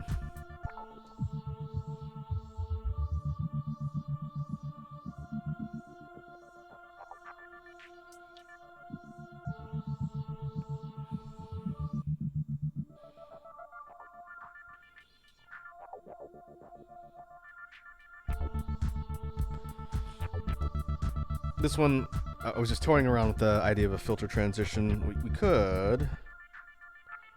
This is like a middle filter. We can go low pass.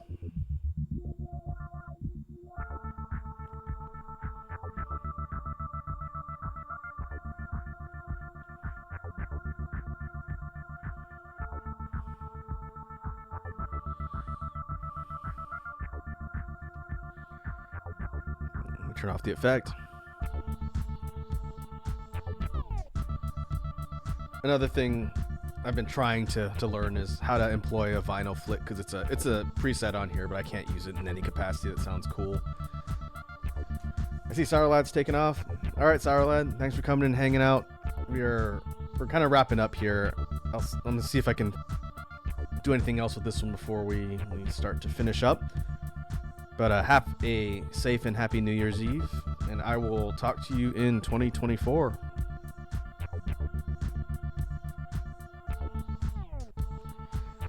So the way vinyl flick works is it's just somebody stopping a record, and it slows everything down to a complete halt, and then depending on what you do with the knob, and then you basically just let it go.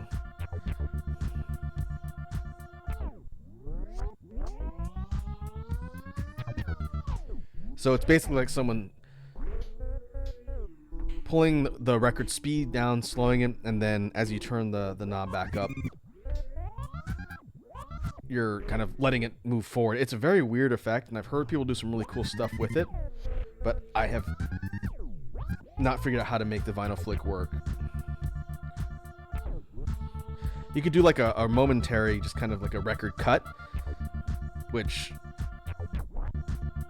that's not hard to do. You just turn it on, and then you basically take the knob, crank it down to get the kind of wow, and then you just turn it off. So if you do nothing, then it just stops until you move the knob. I guess it's kind of functioning like your hand is on the record and you're controlling what it does. But if you're doing it momentarily, you can kind of scratch with it. Weird. It's a weird effect. I'll figure it out at some point. Okay, let's save here.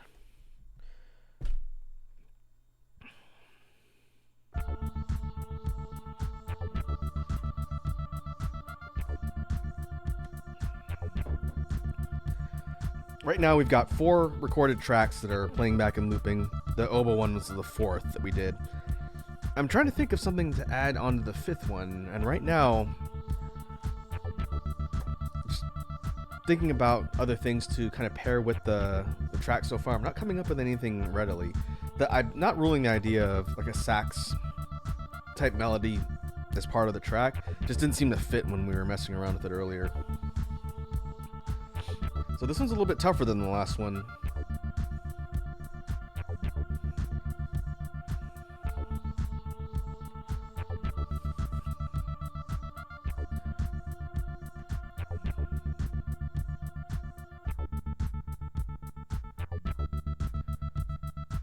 Let's see. Let me go up in the list here. Let's see what else I've got. Yeah, we could put brass in there. I don't know. I think trumpets would clash a little bit.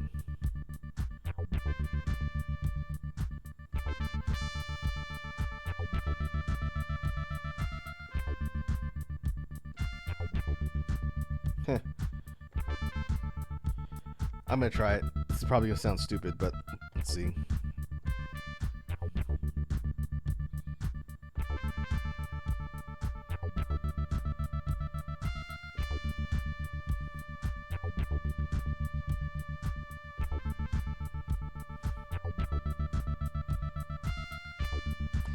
Yeah, I don't really like that. An interesting idea, and if I messed around with it more, I could probably come up with something to do with the melody.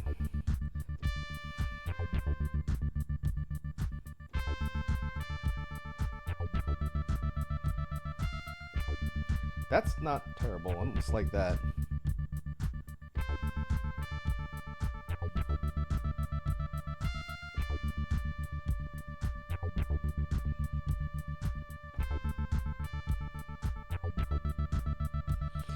Wonder if this would be something that we could swap in and out with the oboe.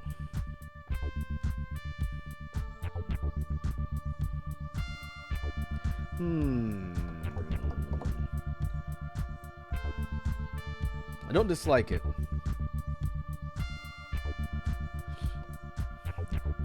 It almost feels like it needs a distortion on it instead of just a unfiltered, just straight up trumpet.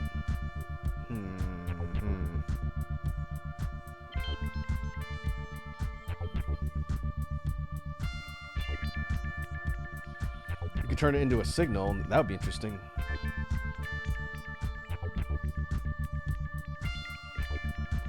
Doesn't really become... Let me turn this off. If we do that, it just becomes more of an effect.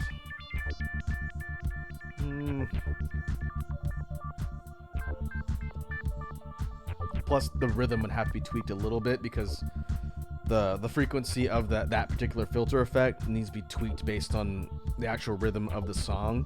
Otherwise, it'll just kind of do its own thing and it'll be out of sync with the rhythm. That's kind of a difficult effect to use.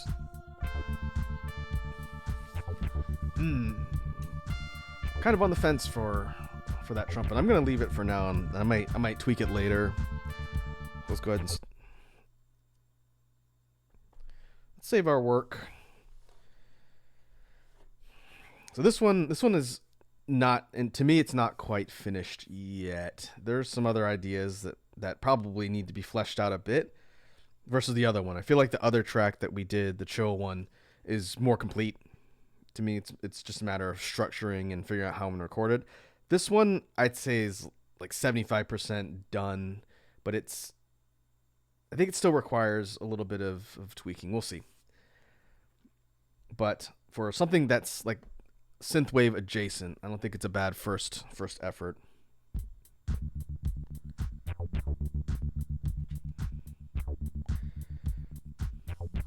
I think, and this is just something to consider going forward, I think messing with the synth setting as it relates to the bass line, I could probably tweak it a little bit more so it's not quite so resonant. Not on this track in particular, but on future ones, making it so it sounds more like a synthwave bass. That's the effect I was going for here with the slicer plus the synth. But it's the kind of like that hard attack noise coming from the synth, that bow bow. It needs to be kind of more muted have that kind of like 80s retro era synthwave type sound, and that's what I've been trying to do. And eventually, when I figure out a good way to do that, I'll be able to use that in songs. But it's probably going to come down to some combination of effects using that synth. It's the only thing that makes sense from the instrument standpoint.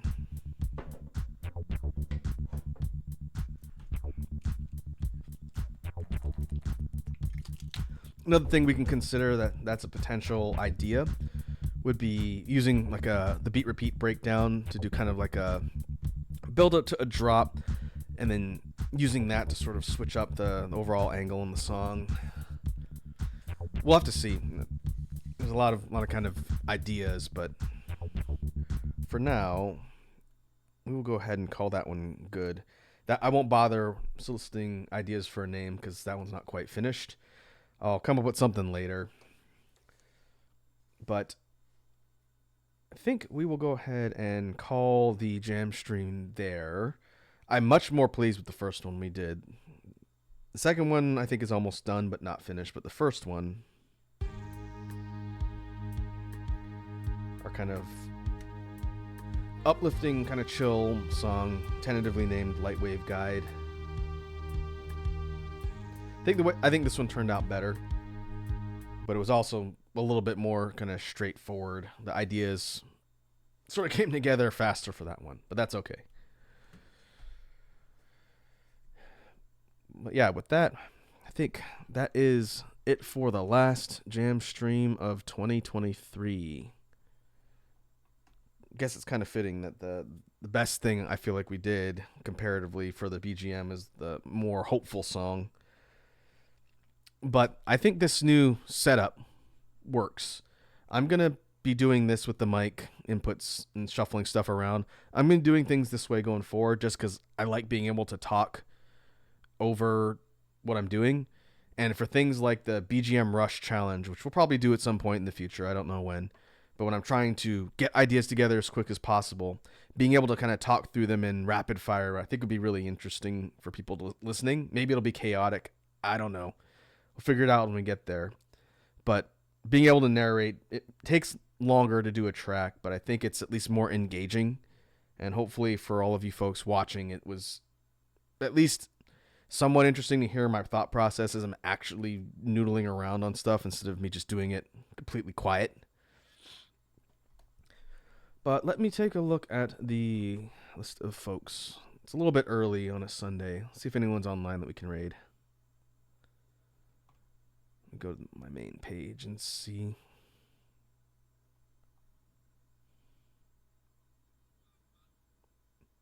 Wow, nobody I know is online. That is very unusual. Hey, Pup says, have a good new year. Hey, thanks, homie. Hey, not to put you on the spot, Pups, but do you know anybody, like maybe on the VTuber or artist side that's live that we could raid? If not, I don't have to raid anybody. Like, none of my friends are online right now. Everyone's probably off partying for the upcoming new year. But if not, that's okay. If you know anybody who's cool that we can raid real quick, let me know in the next second. If not, it's all good. Big Ham VT. So it looks like another VTuber, right? Let me see what they're doing. Yeah, you don't have to know them personally, but if they're cool, then that's good enough for me.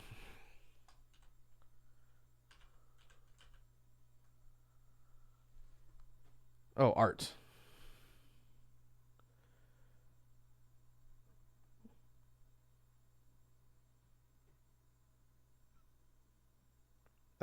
I'd say music is art adjacent. Oh, is that a hamster VTuber? I can see the model. That's pretty funny. Okay, we can go raid this person. I don't know them, but check their stuff out. So let me go ahead and mute this. And we will go to outro.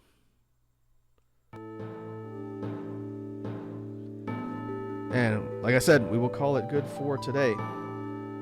Thanks again for everyone who came by and hung out. Again, hopefully it was interesting going through the discussion on Beatbox stuff and working on ideas for BGM tracks. We'll be back in the new year. I might not have my schedule up until tomorrow because I'm going to be out for the evening before the new year. But we'll be back next week, jumping back into a lot of probably gaming stuff that we've had ongoing and picking up where we left off. So again, hope everyone has a safe New Year's Eve, and I will catch you all in 2024. In fact, let me cue this up before we go over there.